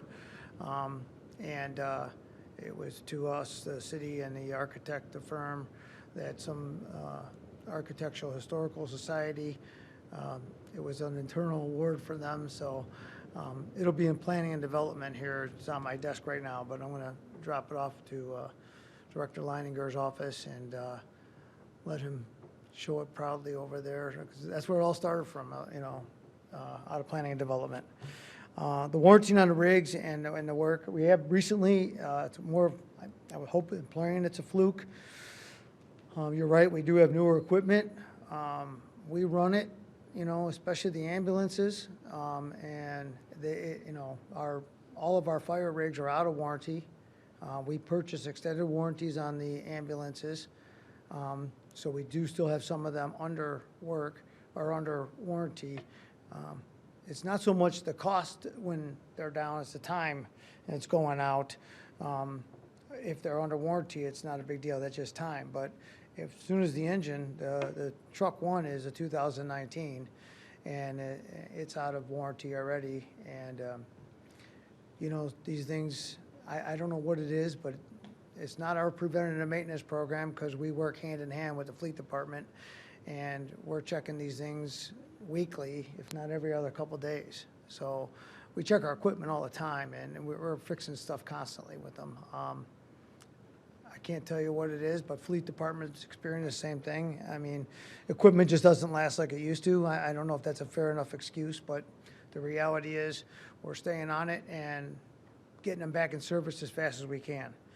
Our ER transports, that might be a little misleading, that category, because that 75% does not mean that they weren't transported to Lakewood. It means we went to a medical facility, a hospital. I can get you the exact specifics on how many times you went to Lakewood Hospital versus Fairview Hospital or Metro and, you know, Lutheran if we go down there. But, you know, I can get that information. I don't have that tip of my head right now. As far as the EV vehicles on the fire service, I know we've talked briefly about some of that stuff, and you know, we did reach out to a consultant that works specifically in the fire department or emergency services for EV vehicles, and his recommendation to us was that, you know, let the infrastructure and all the other components get built up and stuff, but there are things you can do and start looking at the low-hanging fruit, such as staff vehicles and different vehicles that, you know, may not be considered a true frontline emergency responding vehicle. Yes, they do respond to emergencies, but until you know, SUVs and different staff vehicles, I think, are definitely on the rise, and we've already purchased the neighborhood paramedic vehicle as a hybrid vehicle, and we talked to Fleet Department after our recent discussions about looking in the future about getting some staff vehicles over at the fire department. So, Mr. Chair, quick follow-up, thanks. And, you know, that comment, I appreciate the dialogue and the willingness of the fire department to take a look at those. It's also really feedback for the finance department as well. You know, when we're looking at something that's pretty actually complex, like a vehicle, it straddles multiple departments and multiple silos. So how we make a decision certainly appropriately factors in the cost of a piece of equipment and how we pay for it and all that. But in this case, a vehicle works for a department head, but it's in the capital budget for acquisition, but it's also in the operating budget for the fuel. And so capturing those financials across those different categories may be less straightforward than I might think. So I was just observing that because we're in an inflationary market for the fuel especially, and for public safety, the police are driving all the time because that's their mission, their job. You're out there quite a bit also because that's your mission, your job. That's what we want you to be. So that means you're going to have a high rate of fuel use. And so if we can position the taxpayer to have access to a lower cost and also healthier kind of fuel, that's a win. Now we got to work out the important details. I understand that. So look for that conversation. One last, Mr. Chair. I know the Lakewood Police Department experienced the outage, or excuse me, the large retirement wave that you're expecting in fire in the coming years. We just are turning the corner, I believe, on Lakewood Police, experiencing a similar mass retirement, experience over a couple of years. And that had an impact on personnel, on how many vacancies we had, and therefore how much overtime people had to incur to stand in for colleagues. I'd love to hear a little bit about the fire department's plan to mitigate and level off and avoid any big hole in our staffing capacity that would stress and strain budgets, personnel, et cetera. we, thank you, Mr. Councilman Bullock. We have been very lucky in the fact that our thoughtfulness going forward to planning, we have a standing list for all the positions on the fire department. So for example, we are fully staffed now. We anticipate 2 right out of the rip for 24 leaving. We have an entrance exam scheduled for May. So we'll be 6 months prior to any vacancies. We have a current list that expires in the beginning of May. We'll have a test in April, and the new list will start the day after. So we keep a standing list of all times, and we interview these members and process them. We're very fortunate in the sense that they want to be here. So for Lakewood, which is kind of an anomaly in this area, we have a lot of people that are willing to wait or, be ready to go in case, especially if they know we're hiring. And we have had a number of people that take a job somewhere else and within a month call, and we say, hey, we're hiring or hey, we're processing people. They'll drop where they're at and they'll come. So we'll keep a standing list, continuous, as far as entrance exam goes. And then in November, we're scheduled to do a captain's test because the current test will expire in the summer. And then we give them 6 weeks to study and prepare for all that stuff. And we generally keep the pool of people available ahead of time. So that, especially with the background checks and all the different processes that it takes to get somebody hired, we try to go ahead of that by 2 months, 3 months at the, is about our average for start processing people. So they can come on and get onboarded and be ready to go. It's obviously not right after, but we're pretty good at getting them on there right around the same time the person's leaving.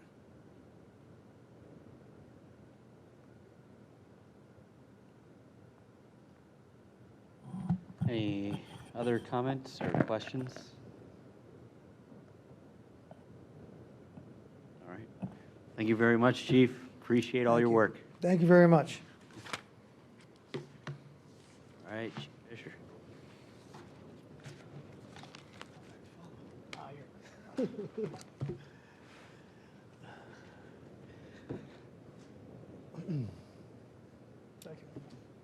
right, shoot. I'm sorry? Go ahead. Okay. Thank you, Mr. Chair. First, Yeah. before I begin, I would like to just, obviously this is my first time up here, so I really do want to recognize Director Rankator, Jessica, Keith, their whole group, or the mayor, kind of walking me through this process. It was obviously a little bit more complicated than balancing the narcotics budget, so thank you for all your help. Just some high-level stuff, 2023, really quick. Obviously, a lot of changes still going on in the police department. I took over in July, as you all know. Through the course of the year, we were lucky this year. We've actually only had to replace, we've hired 4 officers, which is a fraction of what we have in recent years, like Councilman Bullock pointed out and observed. The succession rate at the police department, the overturn has been turnover has been pretty significant. So we have been able to pretty much stay up to full staff. 97 currently. We are going to have 4 retire right off the bat next year. So that'll take us down 6 right off the bat. We're already working with civil service. We have a list now, and we are giving another test soon to have that current list so we can screen applicants as quickly as possible. You can go to the next one. Obviously, in attracting qualified candidates, one of our goals, obviously, is to not only get the best people, but reach out to individuals in groups that would benefit the city. Diversity, obviously. We've expanded the network of universities and academies that we go to. We have now made it much easier to attract qualified and prospective lateral candidates, which serves a couple purposes. Number one, they're already experienced, and number two, we don't have to pay to train them. We can get them right on the road right off the bat. And obviously, We are going to continue to promote a positive image of the police department. I think that Lakewood is one of those unique, or maybe not unique, but genuinely good places where the community and the police department really do have a good collaboration and partnership, and we are definitely going to continue that. Some of the things that stand out, obviously, we got the community police officer positions each ward. You don't have to explain that to you council people. You worked hand in hand with them. Over this past year, we have implemented several programs that have really benefited the city and its residents. The summer safety days, obviously, for the kids at the Cove Community Center. We did that in conjunction with the fire department. We implemented the Safe Place Initiative, obviously a program we're very proud of. We've staffed all the events in the city. 4th of July, Meltdown, you see them up there. And even the ones that pop up just this past Saturday, obviously the protest and rally at City Center. Through the grant, the ARPA grant, through the OCJS, Office of Criminal Justice Services, we were able to staff our Madison Park with a police officer all, basically spring, summer, and fall. That grant is now 2 years old in response to the violent crime that was up there. Obviously, the presence up there has been overwhelmingly positive. I know guys get out and talk to the guys playing basketball. It's really become a nice collaboration with the community. With that same grant, we were able to install 10 new license plate readers, cameras that have helped us solve crimes, have helped us really, they're an invaluable tool when we're looking for, to go back and try and solve crimes. Just got the radar citation data today. There was 303 for all of last year, radar citations.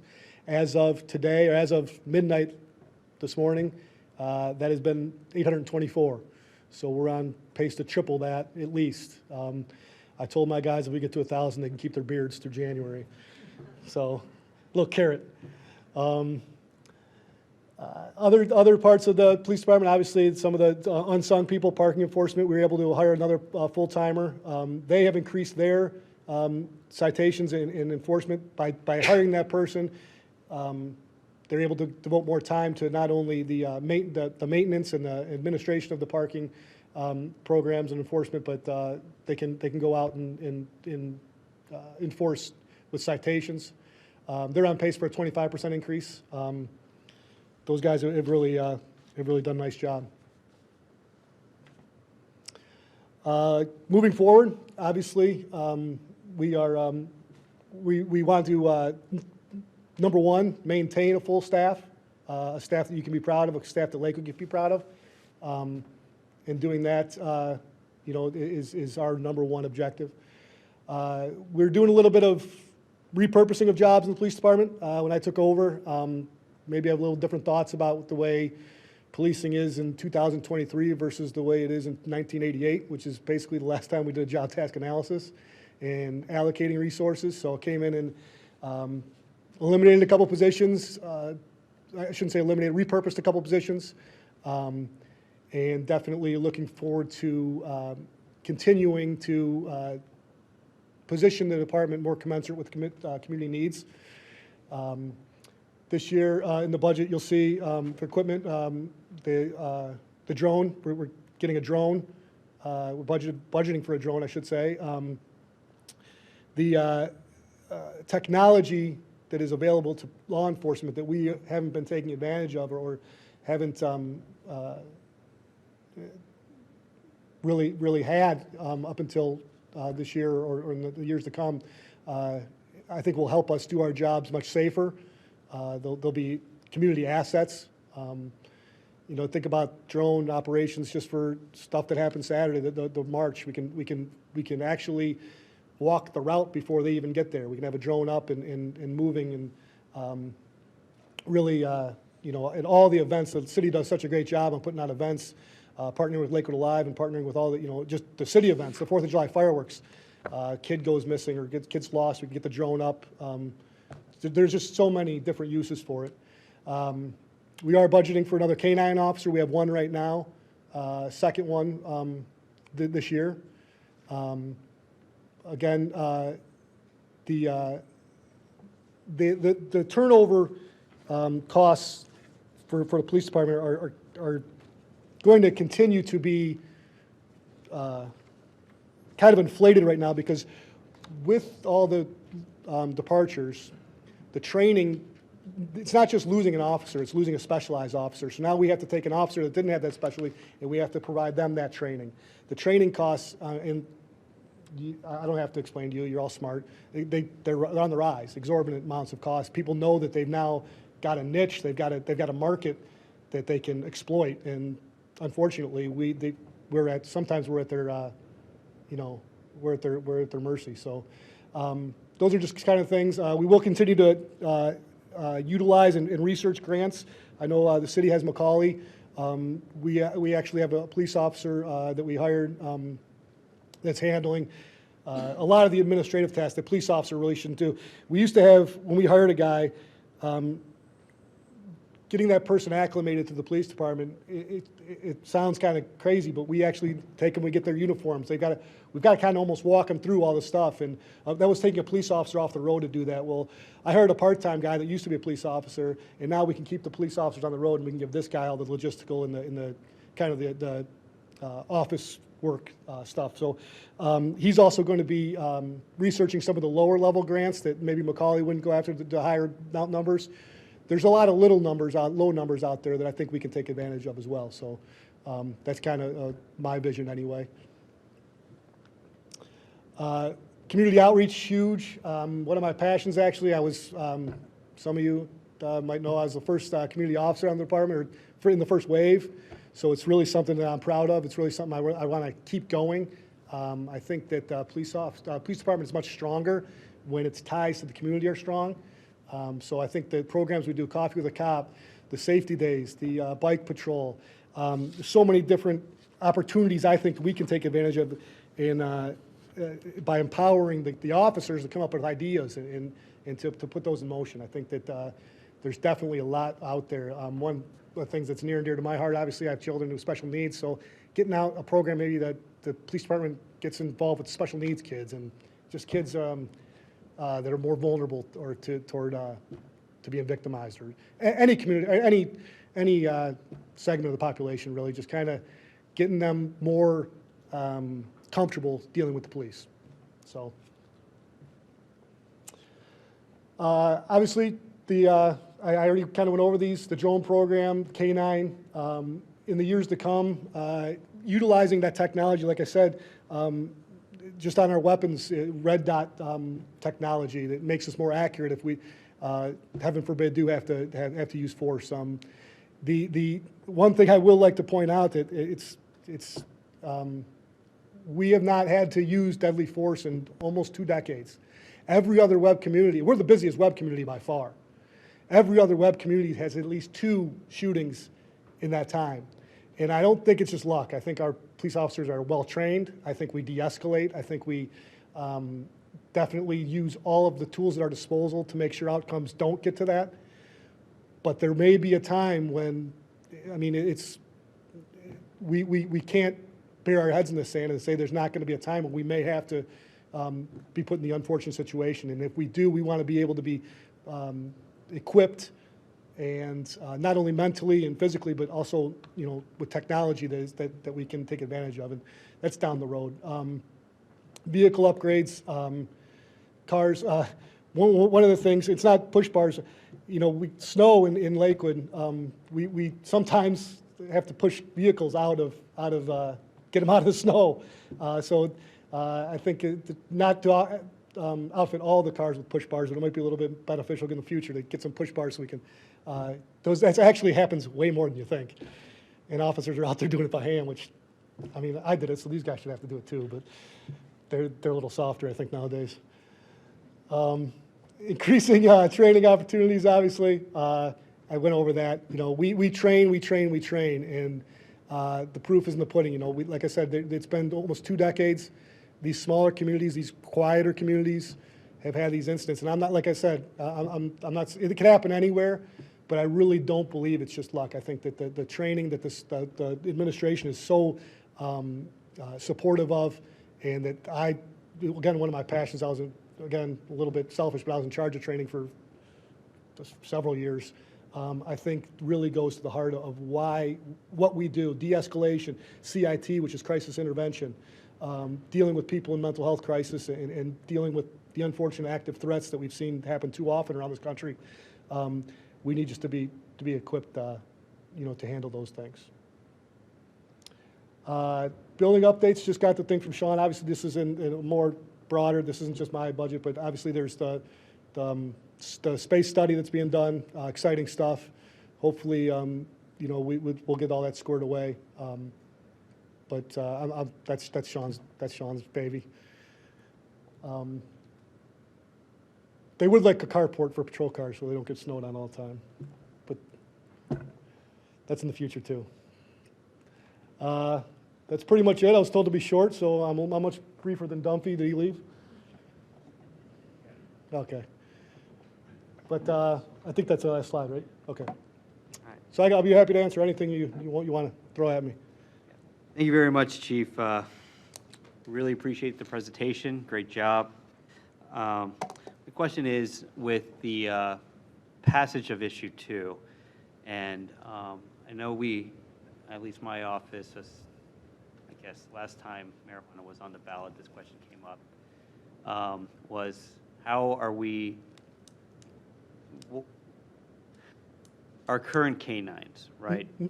Likely, my understanding with canines, that they alert to, if they're trained, they alert to marijuana, cocaine, heroin, don't really have a different alert as others. Since now, raw marijuana is not going to constitute probable cause to search a vehicle. Is there going to be a need, or is there a plan to replace or retire current canines that are trained in marijuana alerting? And is this new canine not trained in marijuana, so you're not going to get a false alert where the probable cause was based off of raw marijuana? This department had the foresight, actually, Attila, our last dog that we just got last year, was not trained in marijuana. Great. And the next one will not be either. Great, fantastic. Good foresight. Yes. Let's see, I'll shift over while I go ahead. Thank you, Mr. Chair. I have 2 questions. I could do one now, one later if you'd wish, but thank you, Chief. You didn't even mention you have the Citizens Academy starting up again. Is that true? I did. I did not. I failed to mention that. Thank you. Yes. Yeah, that's good. Something I did in 2018. It was a great introduction to the department, and great to kind of get my bearings here on council. So I appreciate it. You led that when I did. It back I brought it. Yeah, that was one of the first things I wanted to bring back too. I really, community engagement is all. I mean, that's police work. Community engagement, is more we can educate people, and more we can get more collaboration, the better off we all are. That's good. So real quick on the drone, and I've seen an increase in cameras across the city over the last few years. I've sat in your office back when it was 2 chiefs ago's office, and watched these amazing. You could see everything, and I'm sure we've just increased the number of cameras. I'm very transparent about how we're going about that. I understand the benefits. Also comes with this trade-off potentially of privacy concerns of residents having a drone. I mean, that also, I'm just curious at what kind of policies we're putting into place to make sure this technology, maybe not you, but maybe down the road, maybe, somebody within the department at some point could potentially use these to, who knows, and Sure. I'm, part of our role here is to make sure that our residents' Fourth Amendment rights and other rights are protected. What policies are in place to make sure that these technologies aren't used in a way they shouldn't be? Thank you. Thank you, Councilman Rader. Well, first of all, this is not just going to be a drone that anybody can just go out and fly. We're actually selecting certain officers. They'll have to be trained in that. And also, the police department contracts with Lexipol. They're literally the forefront of police policies. They are constantly updating. They go through case law daily and send us updates.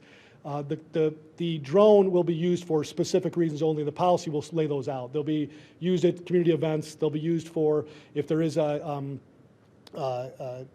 it's on the road and there is a foot pursuit or something. Yeah, it'll be at a high level, almost like the old helicopter. When I started, Cleveland's chopper was up all the time when we got in a chase, and it was an invaluable tool. And that was high level. The drone now with the obviously technology capabilities will only be used in those kind of situations. They're not going to be used for going into people's backyards, and there will be no pretextual or it'll all be in response to something. Or if it is, community event, it'll be the 4th of July or Light Up Lakewood or something like that. It's, yeah. That makes sense.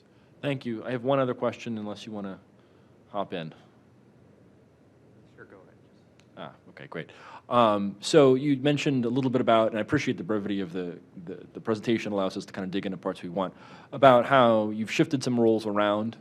And that's great. I think that was actually something I'm excited to hear about. You come in with fresh ideas and more community-oriented. And can you give some examples of some of those new roles that you've shifted this role to that role? Or Absolutely. That'd be great. So we like I said, we've had pretty much the same amount of detectives, patrolmen, since I started in 1999. And what I did, I just took a look at what we do. The Detective Bureau does a great job, but in my analysis there was one too many. So I took that role and I actually repurposed it into it's another investigative tool, but it's almost like it's a technology detective, a guy that's going to, when I was in narcotics, I saw a really need for identifying people, getting on social media. If somebody, if there is a guy who commits a crime, the perfect example, the carjackings that happened in Tremont and all over the west side, really, and in a couple in Lakewood. There's technology out there called Burla. I won't get too much into it, but working with, if we found a car, using the technology to where that car was to maybe identify who the perpetrator of that crime was. We had never had anybody trained in that, and I think we were behind the 8 ball when it came. Other cities were doing this. Cities much smaller than us who didn't have nearly as need as we do, and police officers, we don't reinvent the wheel. We see what people are doing right, and we do that. And if they're doing wrong, we try not to copy that. So I wish I could take credit for coming up with some of the stuff, but it's really just looking to see what the best practices are, and then allocating personnel and resources to where not only the department but the community needs them.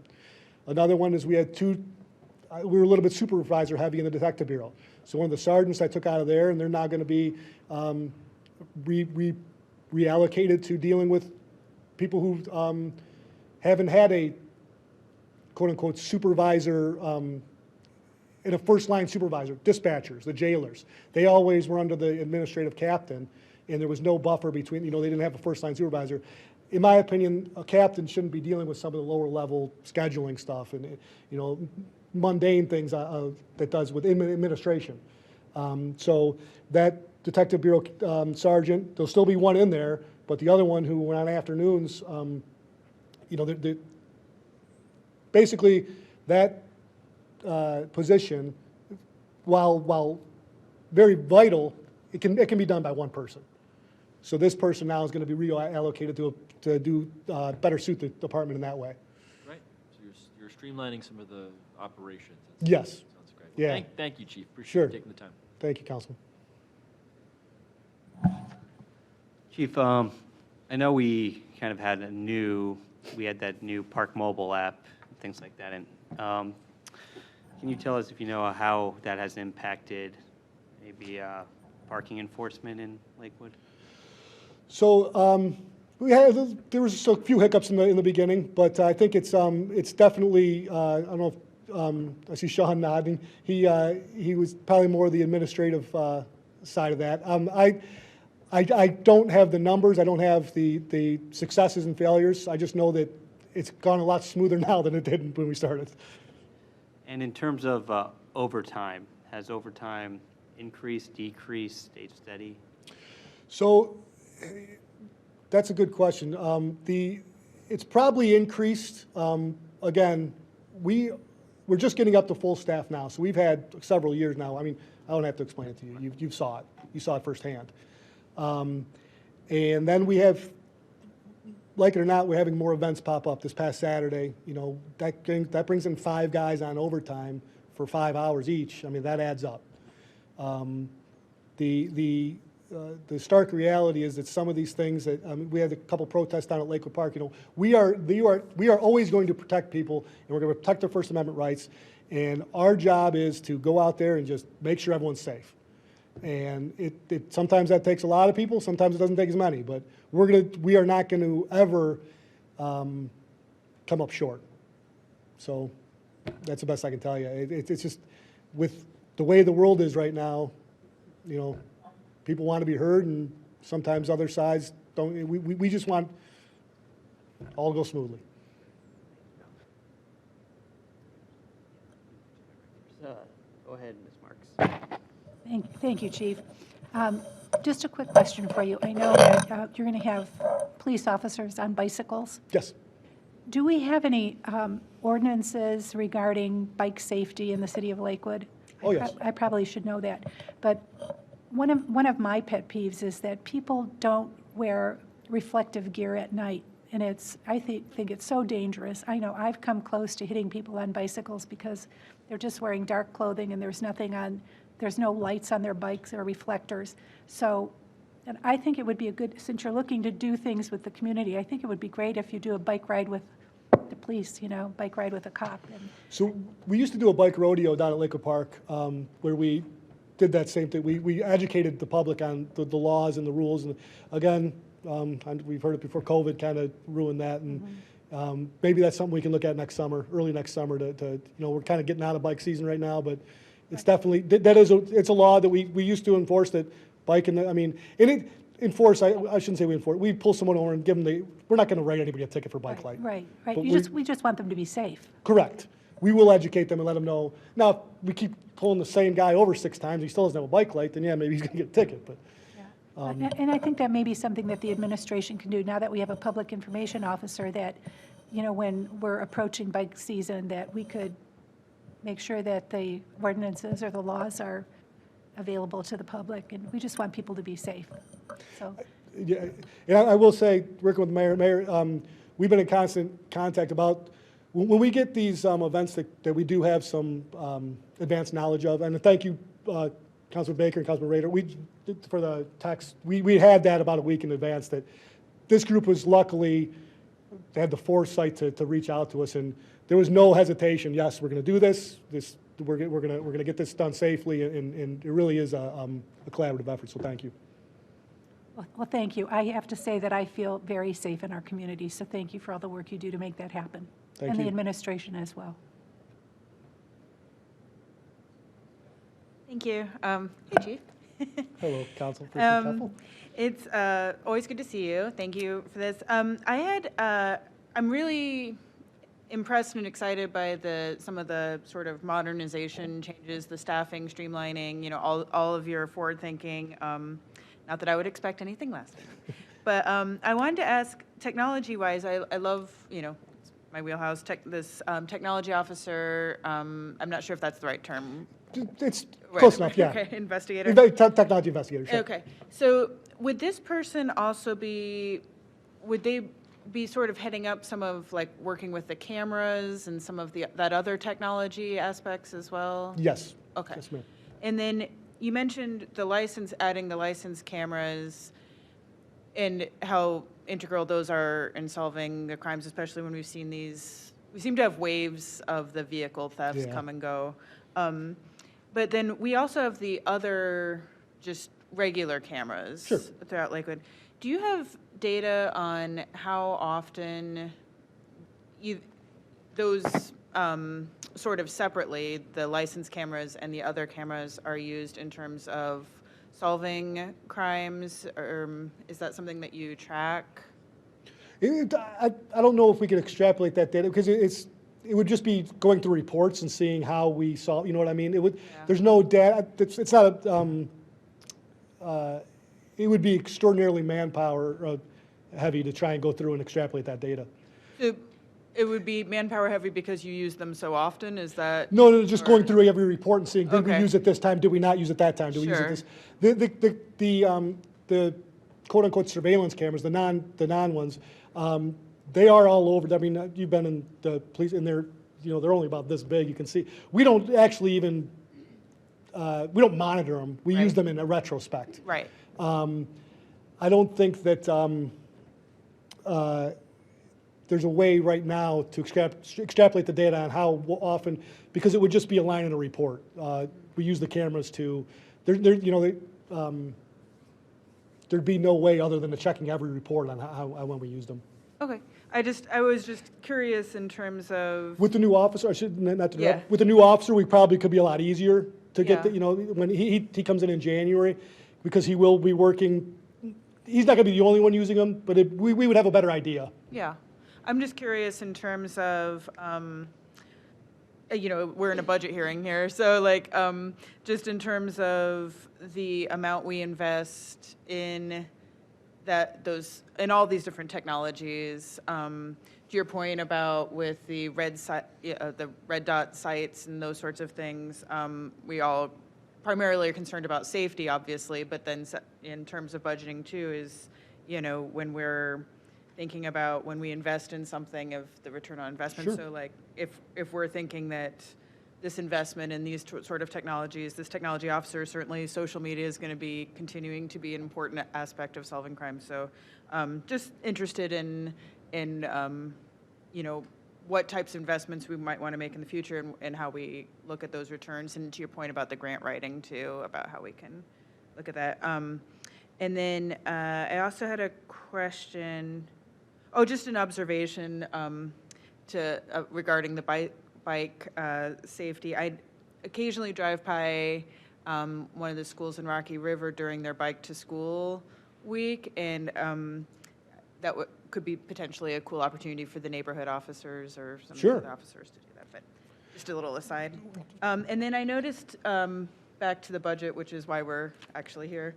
I could talk to you all the time about community work, but I noticed that there's a 40% reduction in the Division of Prisoner Support and contractual services. Is that where we were taking folks to county or Yes, to ma'am. other? To okay. Portage County. To So, Portage County. Cuyahoga County has recently started accepting our misdemeanor sentencing again.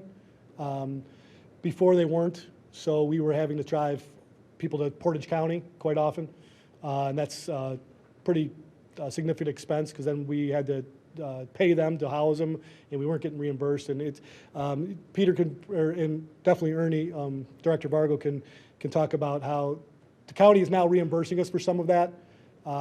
Whether or not we are made whole, I have my obviously pessimistic thought on that, but I think going forward there should be a significant reduction.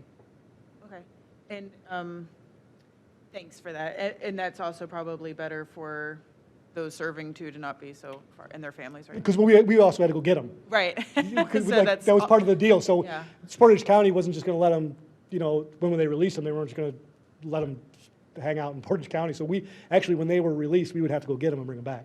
So and maybe this is a question for Director Rangator, I'm not sure, but is the officer time involved in that transport part of what we're trying to reclaim from the county?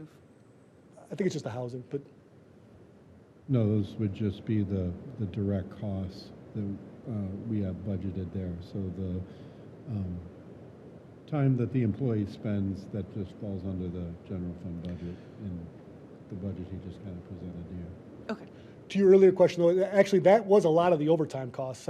Driving, you know, the guys at shift change got to go out, they got to drive an hour each way to Portage County, 45 minutes, and then sit there and book them in. And, you know, cascading effect, hopefully that'll reduce overtime. Even if it's minimal, it should reduce it.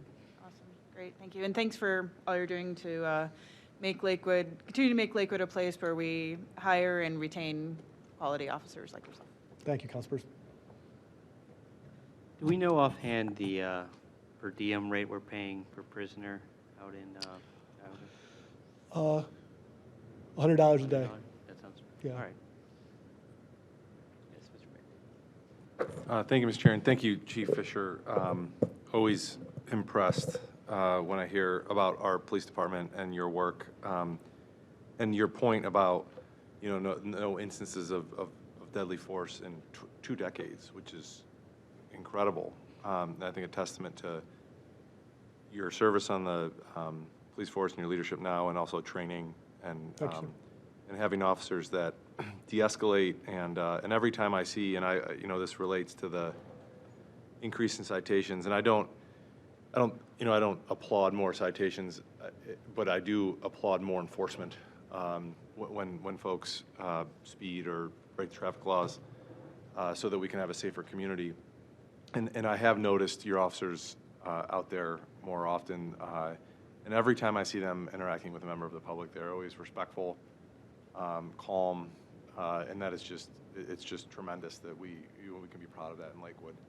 And I'm fortunate that, you know, in my day job, I get to work with the Metro Parks Police, who are also respectful and calm, and I actually do a lot of their use of force review, and it's hard to keep your calm in certain situations when someone, you know, may be having a crisis event, they may be experiencing some drug issues or anything, health issues, and to maintain calm while that's happening takes training, and I applaud that, because I know it isn't everywhere else. So we're lucky here in Lakewood. Can't have a budget hearing go by without saying how much we love our ward officers. Officer Thibodeau is incredible. He's proactive. He scheduled a meeting for all of us to come and kind of meet with them to see what, you know, what issues we may have to share, what they may have to share with us. And on the citations piece, I do know we had a public safety committee meeting, I think, in the summer about some of that speeding as it relates to school zones. Looking forward to having more conversations with the planning department into the new year about whether that increased enforcement is actually resulting in lower speeds in school zones during school time. So that's something I would want to explore. The question I have on I see on the traffic guards, you guys know I care about crossing guards. The budget is 216. It looks like it's an increase from last year. I know that we technically took the cap up in the code, trying to have some conversations, creative conversations with the school to see if we can get more coverage. Is there any, and I probably could have asked you this before the meeting, but is there been any progress in any of those discussions? So with the schools, we have reached out. I know Lieutenant Duiker is working with them. There has been no concrete. I think they're receptive to it. I think part of the problem that we faced is their face. I mean, it's a unique situation where people, you know, it's an hour in the morning and an hour in the afternoon. And the schools are their opinion. I don't want to speak for them, but they're strapped for manpower just like everybody else. And they giving up somebody for that time is an employee for that time is tough. We have talked to the PTA. We went to the Westerly. We're trying to actively recruit. It is just a very difficult position to fill. Understood completely, and I thank you for those conversations. I've been having them, you know, on my own too, to see if, you know, plugging some time into paraprofessionals at school for like 4 hours, those types of things. I am curious from a budgeting perspective, and this may not be a Chief Fisher question, more of a finance department question, is in these actuals, right? So the 198 from 2022, the 201 from this year, does that include overtime from other divisions, or is that just what we pay to traffic guards? Those are just traffic guards. Because I think as we continue this conversation, we should be mindful of that. But appreciate all your work. And Lieutenant Duiker is incredible. That is a hard job to oversee parking enforcement, traffic guards, and all the other things he does. And he's tremendously responsive. So I really appreciate him as a council member. So one of the new sergeant's positions are going to take some of the things out of his plate. The repurposed sergeant, he does do it. He wears a lot of hats. Yeah, it may, you know, his stress level may go down, which is I would hope so, yes. good for him and his family. Yes, yeah. sir. Thank you. So thank you. Love what you guys do, and appreciate this opportunity. Thanks. Much appreciated. Thank you. Thanks, Mr. Chair. Thanks, Chief. A couple thoughts and questions in no particular order, and actually want to echo a number of points that Councilman Baker just made. So thank you for budgeting to increase the crossing guards from 33 to 38. That's important. I'm also impressed with how quickly and significantly you've been expanding speed enforcement. You know, everybody here will tell you the number one piece of feedback we get from the public is there's a lot of speeding on my street, and what are we quote unquote doing about it? And that, of course, involves road design, which is the traffic calming. It involves public education. We just had a lot of talk tonight about public education capacity, but it also involves seeing the boys and gals in blue doing their thing. So I think that's important. If you're in a position to speak to how you were able to greatly increase it in your short tenure, I'd love to hear that. Comment for future, you know, overdose response, maybe that's a topic for a future meeting in Public Safety Committee. probably for the new year. But I think I saw a headline recently that we're on track for a record year of overdose deaths, including in our region. And I thought of that actually when Chief Dunphy was also presenting, because I know that's a joint police and fire function. And I think that we've had a good system in Lakewood. And I know we've even piloted a kind of a caseworker response intervention at the EMS from a peer recovering individual to try to reduce repeat incidents. I must confess, in recent years, I don't know that we've talked about it, so I'd love to just put a placeholder to talk about that.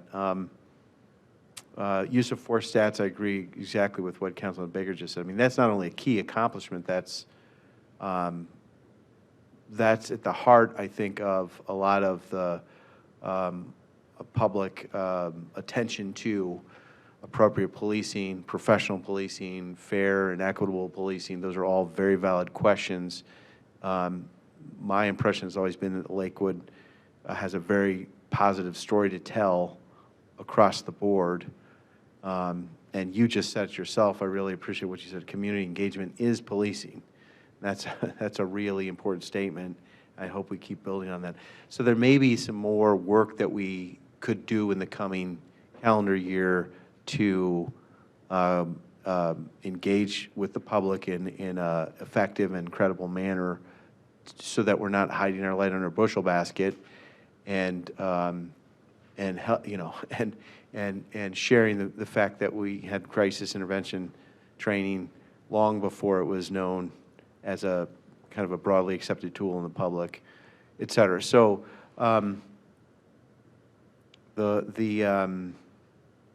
last thing I want to ask or focus on is personal vacancies. Can you repeat what you said? Have we put those challenges behind us, or we're still experiencing that to a certain degree? Because your first slide on this, I don't know, of course, if we could go to the first slide, flagged that there were a couple of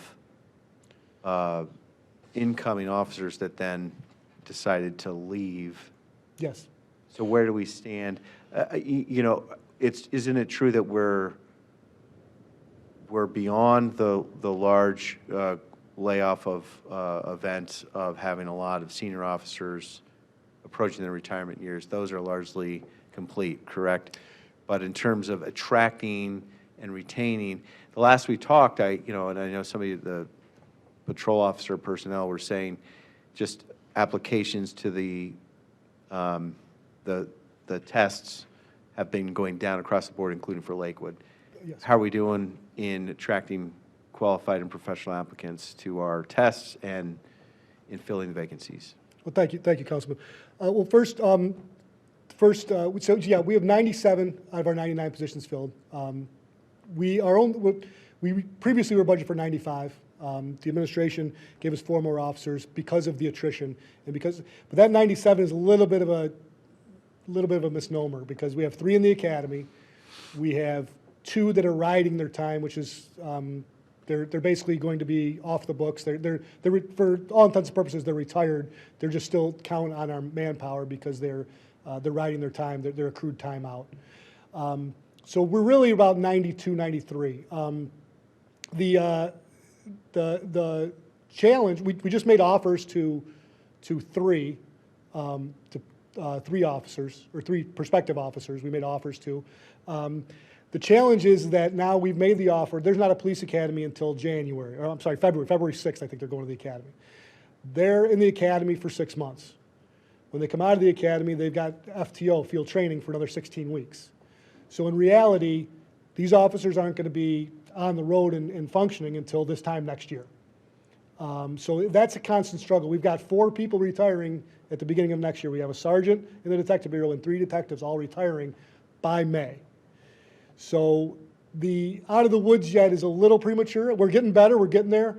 To give you an example of just nationwide, I mean, we're seeing police departments give tests where 7 people are taking the test. 7. When I took the test to become a police officer, there was 563 people who took the test. Our last test, we had a a candidate pool of about 73. So in 24 years, you have a 90% reduction in applicants.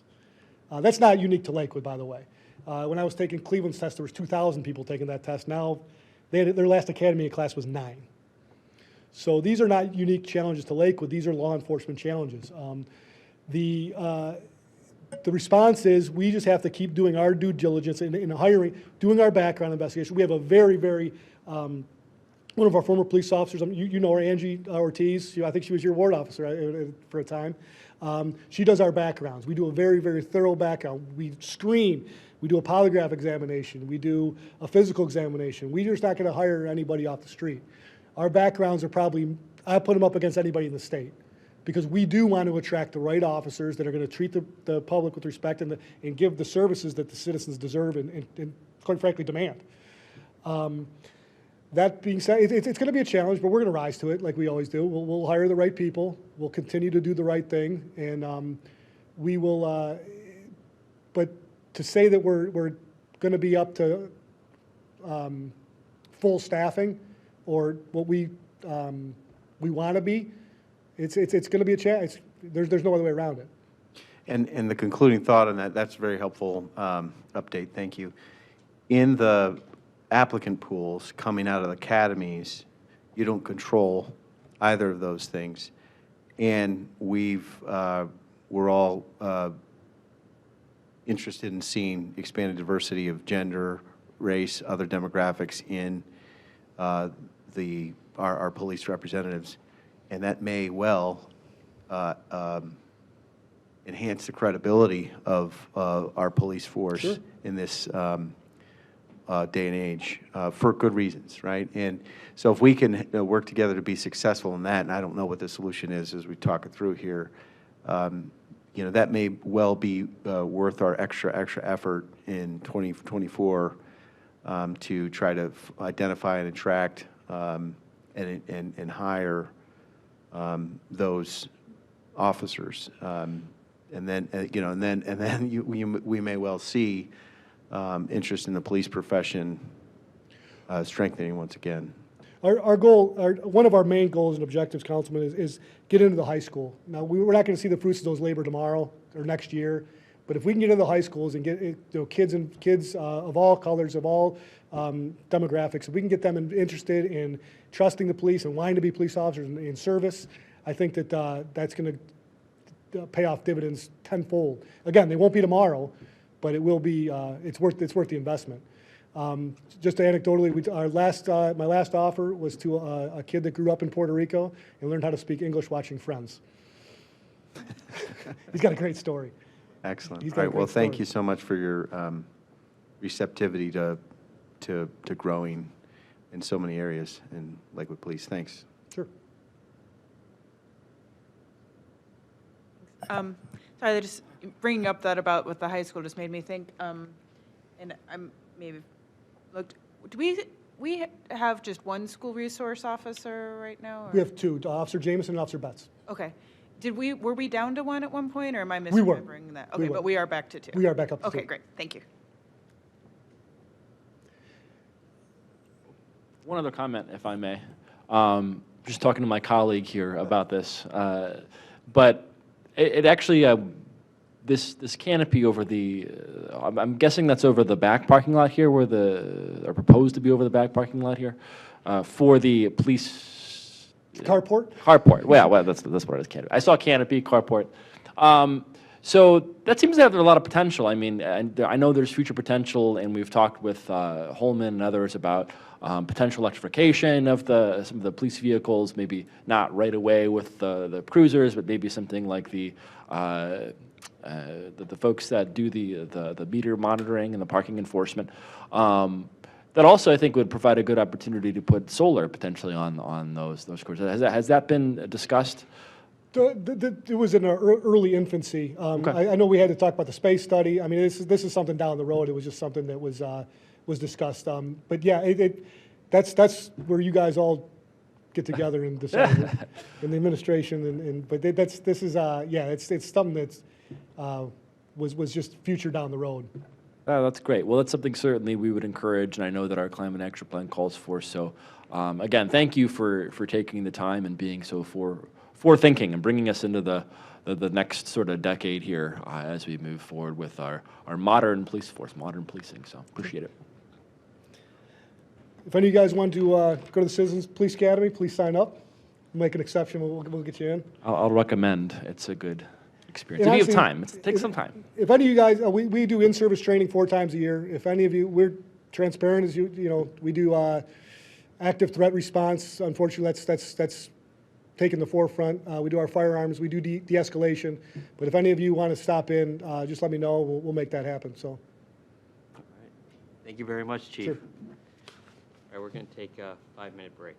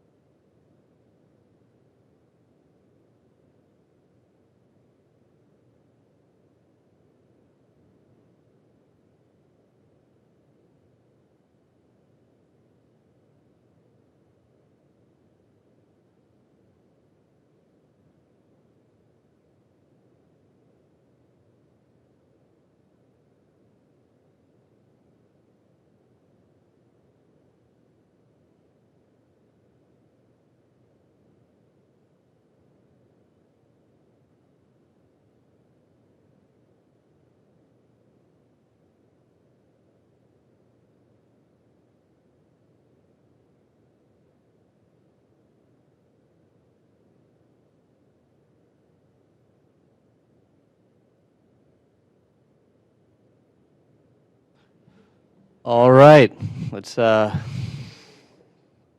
get situated.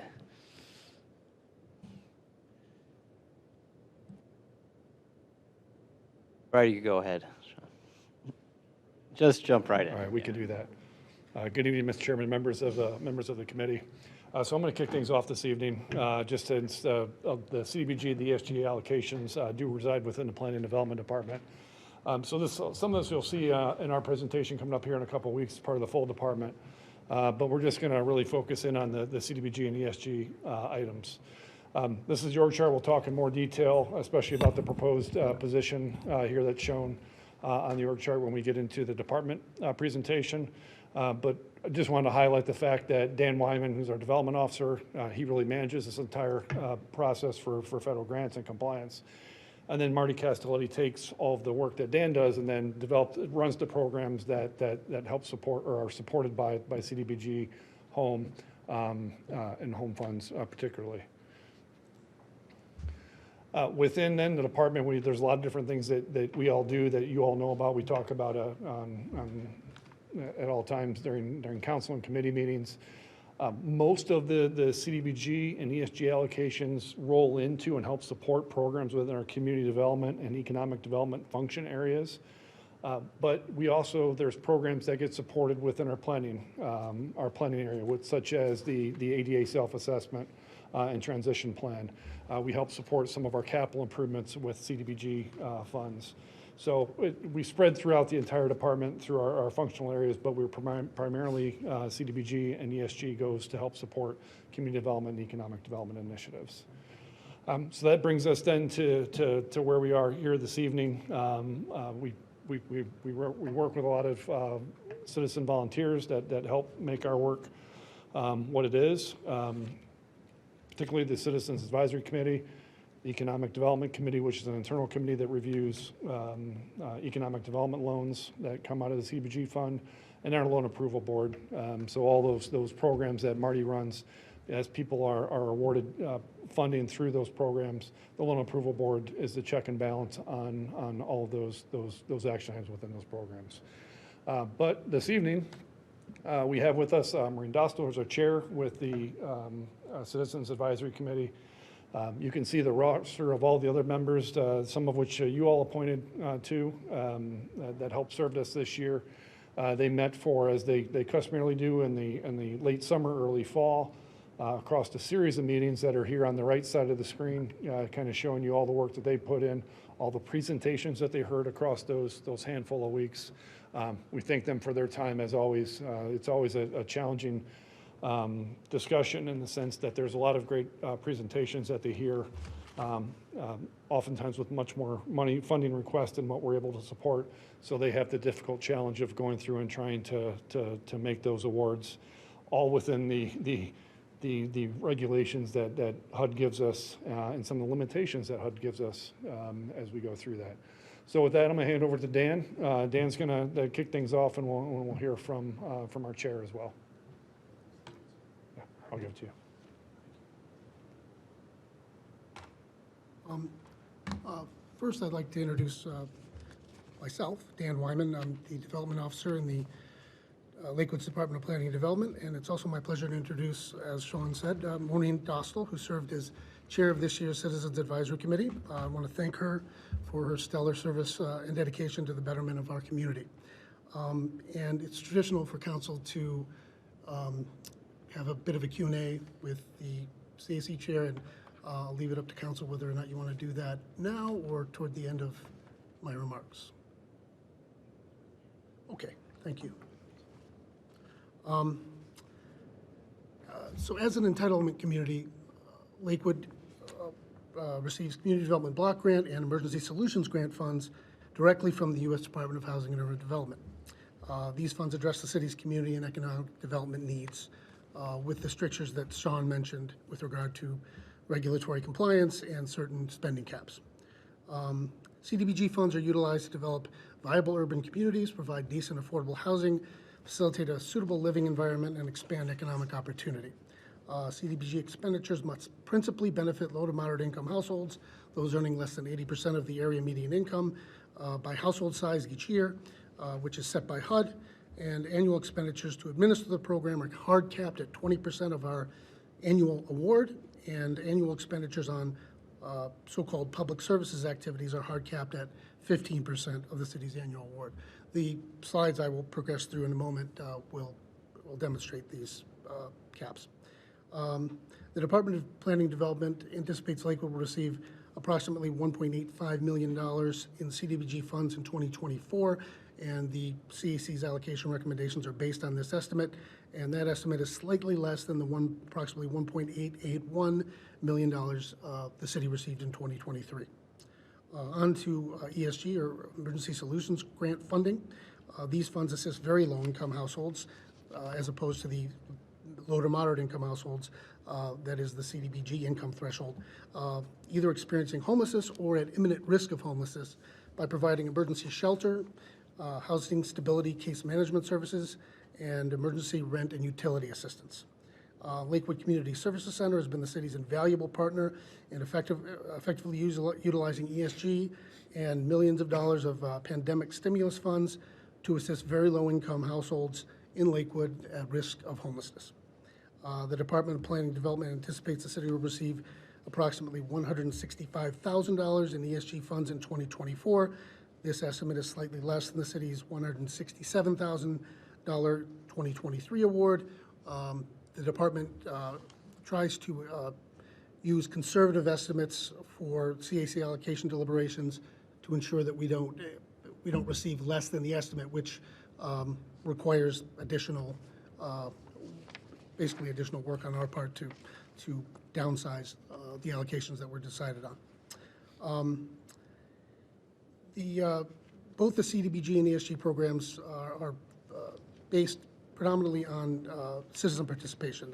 Citizen participation is fundamental to both programs and required in both programs by HUD. Lakewood's 17-member Citizens Advisory Committee convened 4 times between August 23rd and September 13th this year to review funding requests submitted by city departments and external not-for-profit agencies, hear applicant presentations from each applicant, conduct 2 public hearings to solicit community feedback, and develop the 2024 CDBG and ESG allocation recommendations to City Council, depicted on slides 7 and 8, and I'll show in a moment.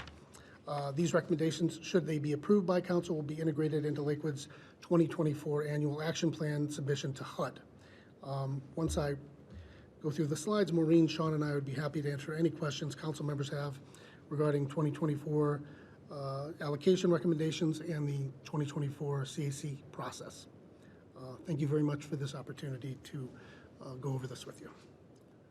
So what we have here are, and it's a bit faint and kind of small, but good, great.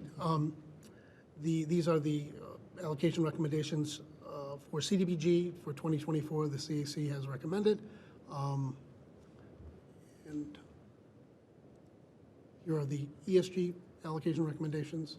And finally, a comparison of the 2023 CDBG and ESG allocations with the 2024 funding request by each entity, followed by the CAC's allocation recommendation.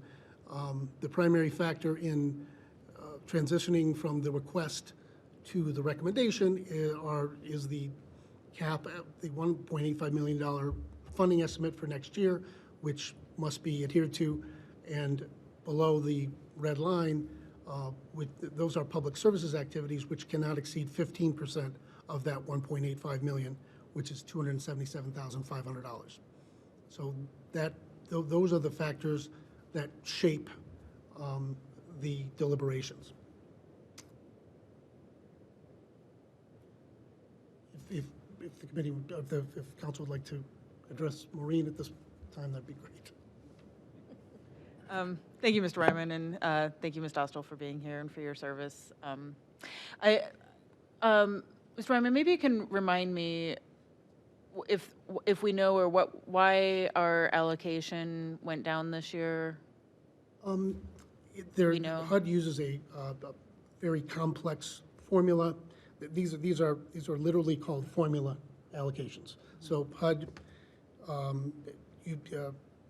determined the formula they use is based on poverty rates, housing stock, condition of housing stock, and it's an algorithm essentially that spits out a number, and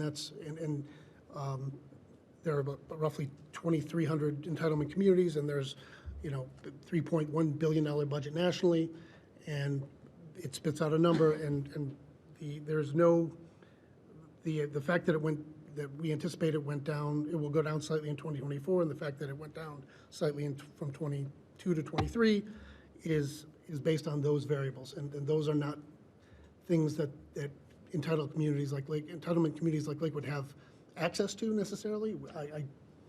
It's a bit mystical, frankly.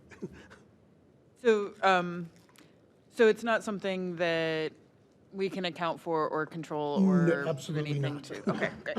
Okay, thank you. And then I noticed on the ESG slide, it looked like instead of the 20,000 for emergency shelter services, we sort of shifted a similar amount Yes. into homelessness prevention. Is that because of our partner moving or? Absolutely. Okay. That is the very reason Okay. that there will not be shelter space in the youth building once it is rehabilitated. Okay. So LCSC has determined that it's not feasible to have that shelter space anymore. It was a one-unit space that was renovated in their current building in 2011 with ESG funds.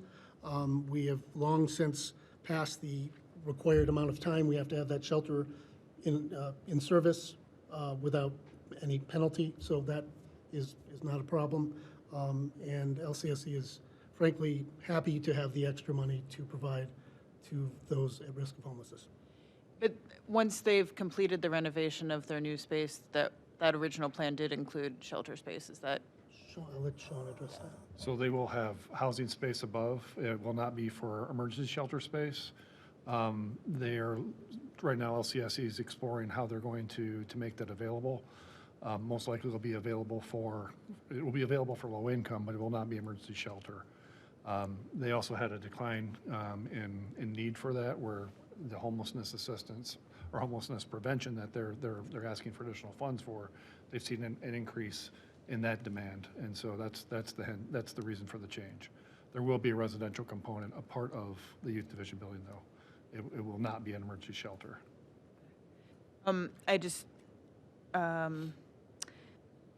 Thank you, and I know that also we're in the transition period now, so it's not really relevant so much for this year anyway, but wanted to clarify that.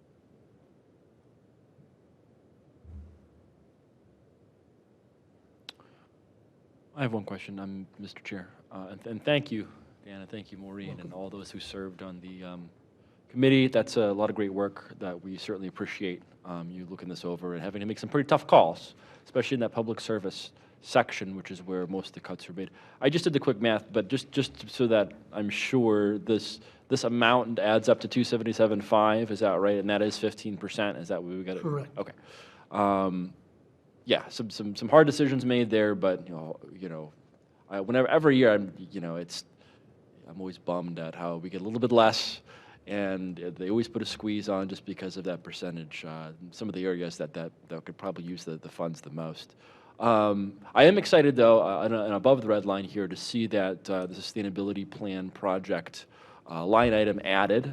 Maybe the administration could fill us in a bit on sort of how that 60,000 works. I'm most curious because these funds are restricted a little bit into how they're used. So just interested to know how you might plan on using those project dollars. We get excited to see that in there. Interested as to why 60 and how it's sort of envisioned in this context. So as far as the program itself and the $60,000, there wasn't, the request was for 60.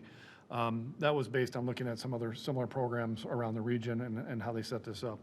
What we were trying to accomplish with this, there was actually how it was presented, there's two components to it.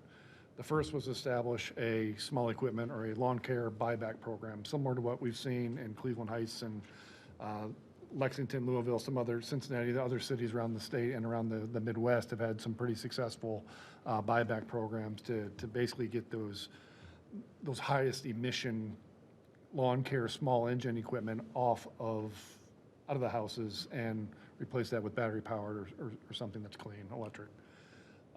The other part of that was then it was a second component was an upcycle program. There is a company that we had an opportunity to go and recently tour that takes wind turbines that are now out of service because they've aged out or they've had other issues with them. What most people don't realize is that wind turbines are incredibly hard to dispose of once they are no longer in use. This company takes and repurposes them into park equipment, benches, seats, swings. I believe you were with us, Councilman Rader, on that tour. So the other part of that program that we had asked for, we want to take a portion of those funds and utilize it to go and purchase some of that equipment and put it in parks throughout our community, particularly Madison Park, parks that are within our CDBG eligible income census tracts. As part of the conversation with CAC and part of their due diligence is they appreciate both programs. However, they thought the better use of the funds was for the small engine, the lawn care buyback program. And Maureen can talk to kind of logic as far as that decision, but that is part of the exercise that they go through, and they challenge us and thought that was a better program, and I don't know if they made a decision to pull that program back a little bit. Yes, so the committee this year, I think, was very dedicated and thoughtful, and put a lot of thought into the allocations. And one of the suggestions from one of the committee members, he kind of raised the point of, questioning the upcycle program with creating park benches out of wind turbines, which is valuable, but we, as a group, thought it would be more impactful to the community to invest the money fully into the gas mower buyback program. We think that would be more impactful. And so Dan agreed and brought it back to his people. And so that was great, because sometimes I think it's easy for a committee like that to be kind of guided completely by the administration and just not question anything. So it was nice to have that kind of input and that good reception from the administration.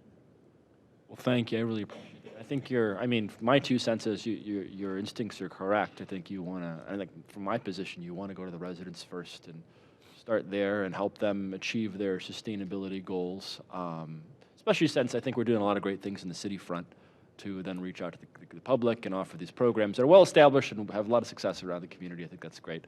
Dan, do you have something to add? Oh, no, I wanted to say I share your enthusiasm about the sustainability project. It's new and different, and it aligns with the city's, and the administration's goals. So we were very happy that occurred Good. this year. Excellent.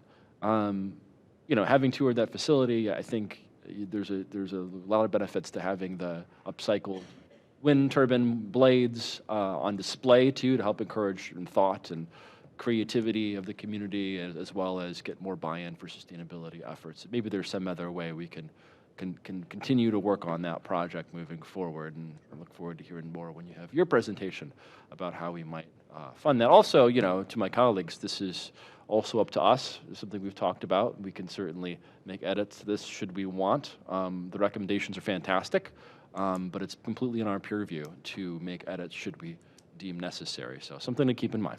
Thank you. Thank you, Councilman Rader. I just have some questions about the discussion about the allocation, especially below the red line. As I see, there was a request, at least 2 things kind of jump out at me. One is the Child Care Scholarship Assistance request and the Housing Outreach Services.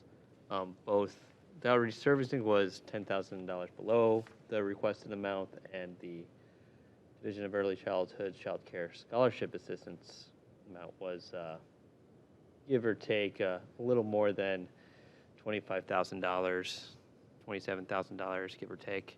Can if you can just explain what the dynamic was in with those presentations, why those decisions were made to not provide what was requested or decide to cut from there rather than other places.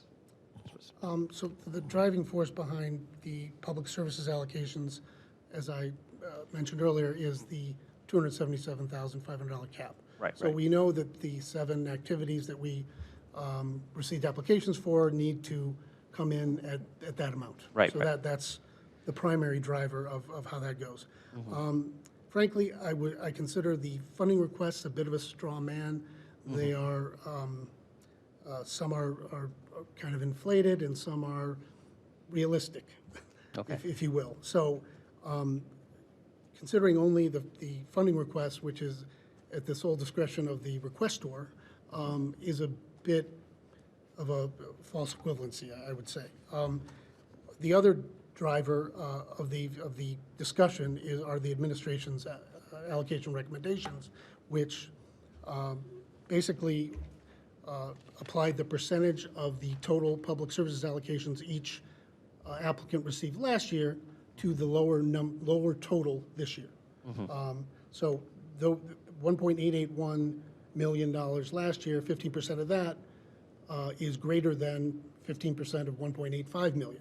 So the pie got a little smaller, but each agency or program received the same proportion of the whole. All right, I see that. When you compare especially the fiscal year 2023 allocation versus what was this Recommendation. year's recommendation, Yes. they're pretty much in line. That's how that was. Got it. That was another variable in that process. Got it. Thank you. Yes. Is that, thank you, Mr. Chair. Thanks, Director Leininger, Mr. Wyman, Ms. Dostal, thanks for your service. And it's impressive. Corey, if we could go to the schedule just briefly. I think this is a thorough, I just want to acknowledge it. Sorry, what did I say?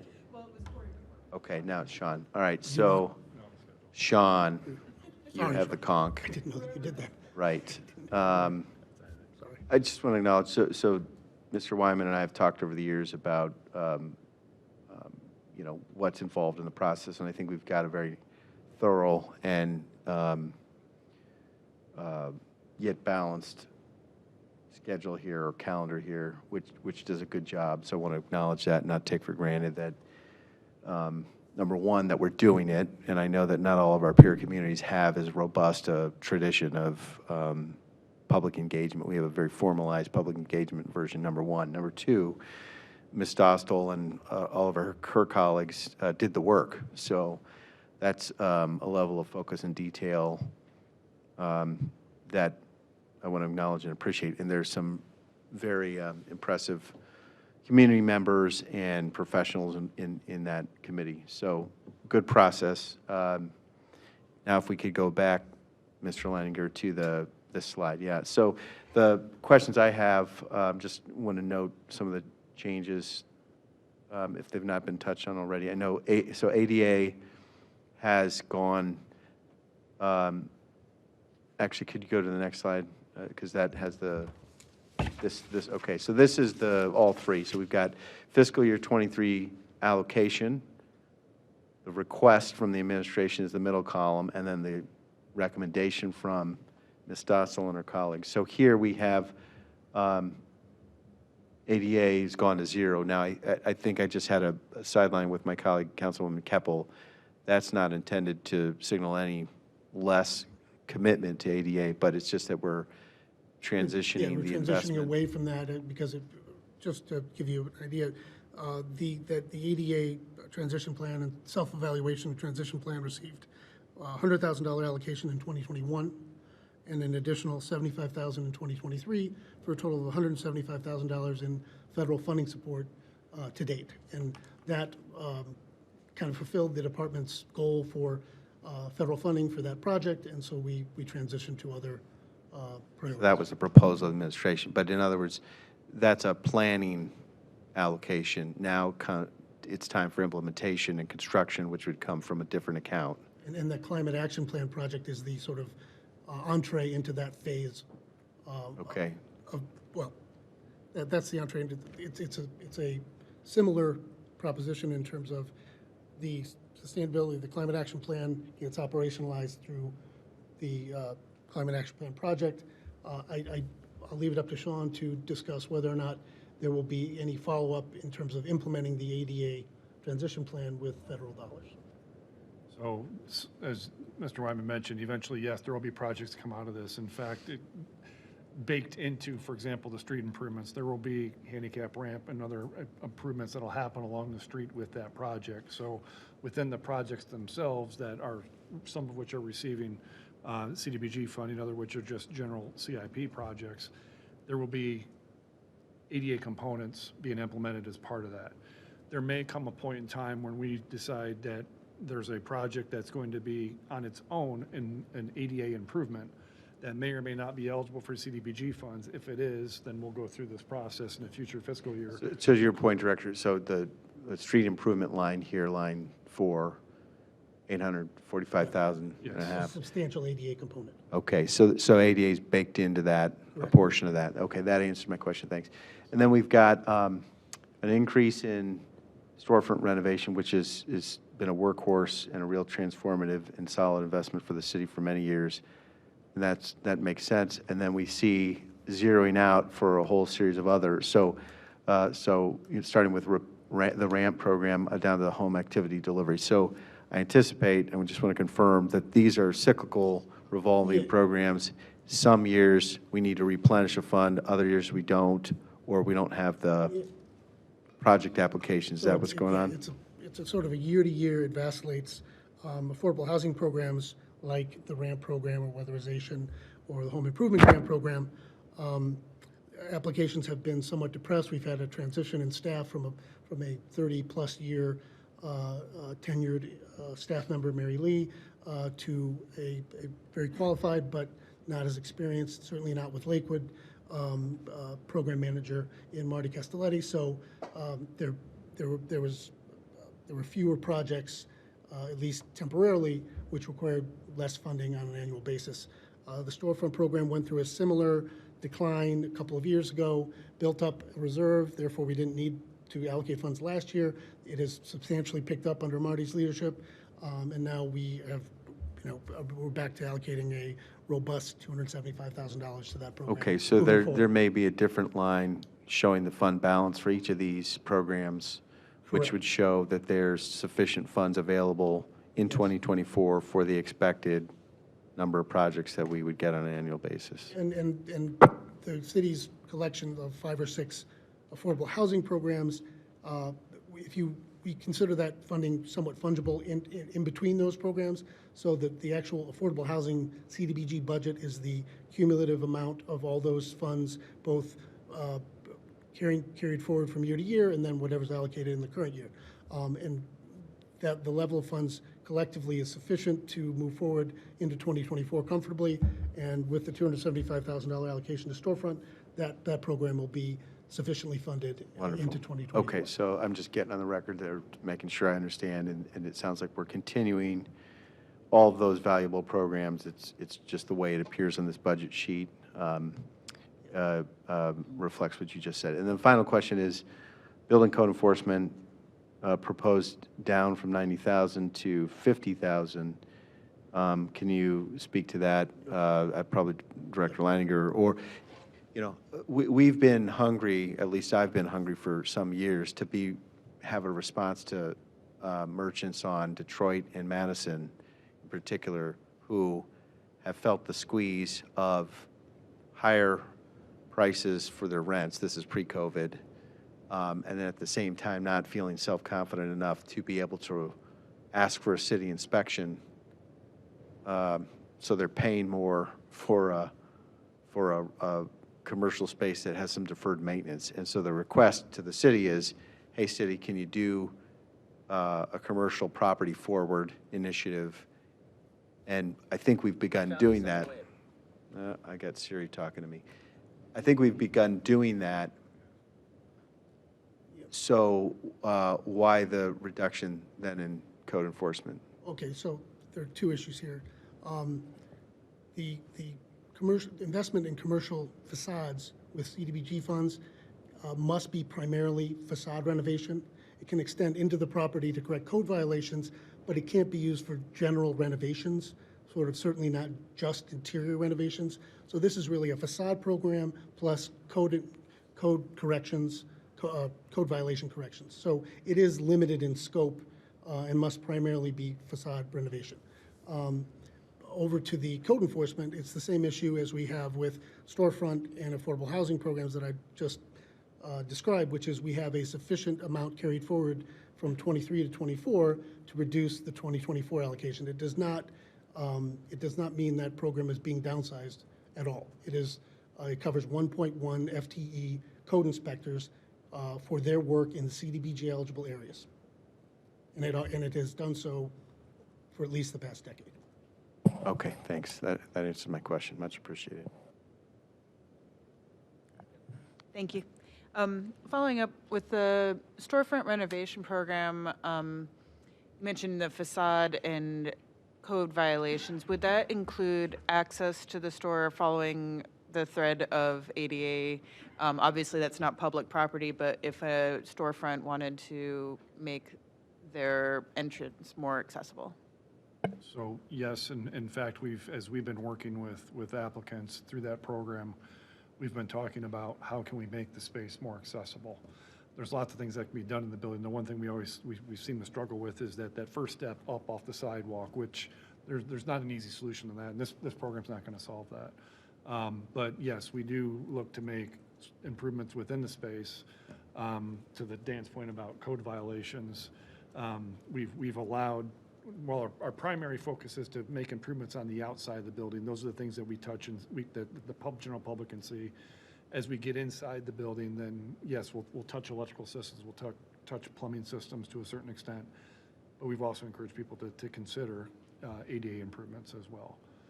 It is not a requirement unless the building code is triggering the change because of a change of use, because they happen to be modifying something.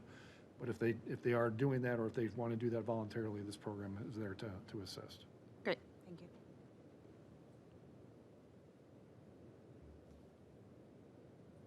you. This is, Director Leininger, this is just a suggestion. I know that because I have to take my husband out in a wheelchair, that there are many businesses we can't enter because of that first step. But they have portable ramps, aluminum ramps that are very affordable. You may make suggestions to the business owners to purchase one because that really makes a difference, and you can get a wheelchair in with those portable ramps. Yep, that's a good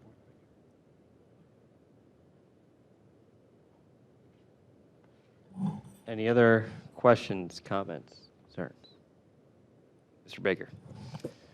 I'd just like to say I have experience in Cleveland City Hall and how they administer CBDG funds, and I'd say that I like this process better. So thank you for all the service to the CAC members, for Chair Dostal and for Dan Wyman. I appreciate it. Thank you.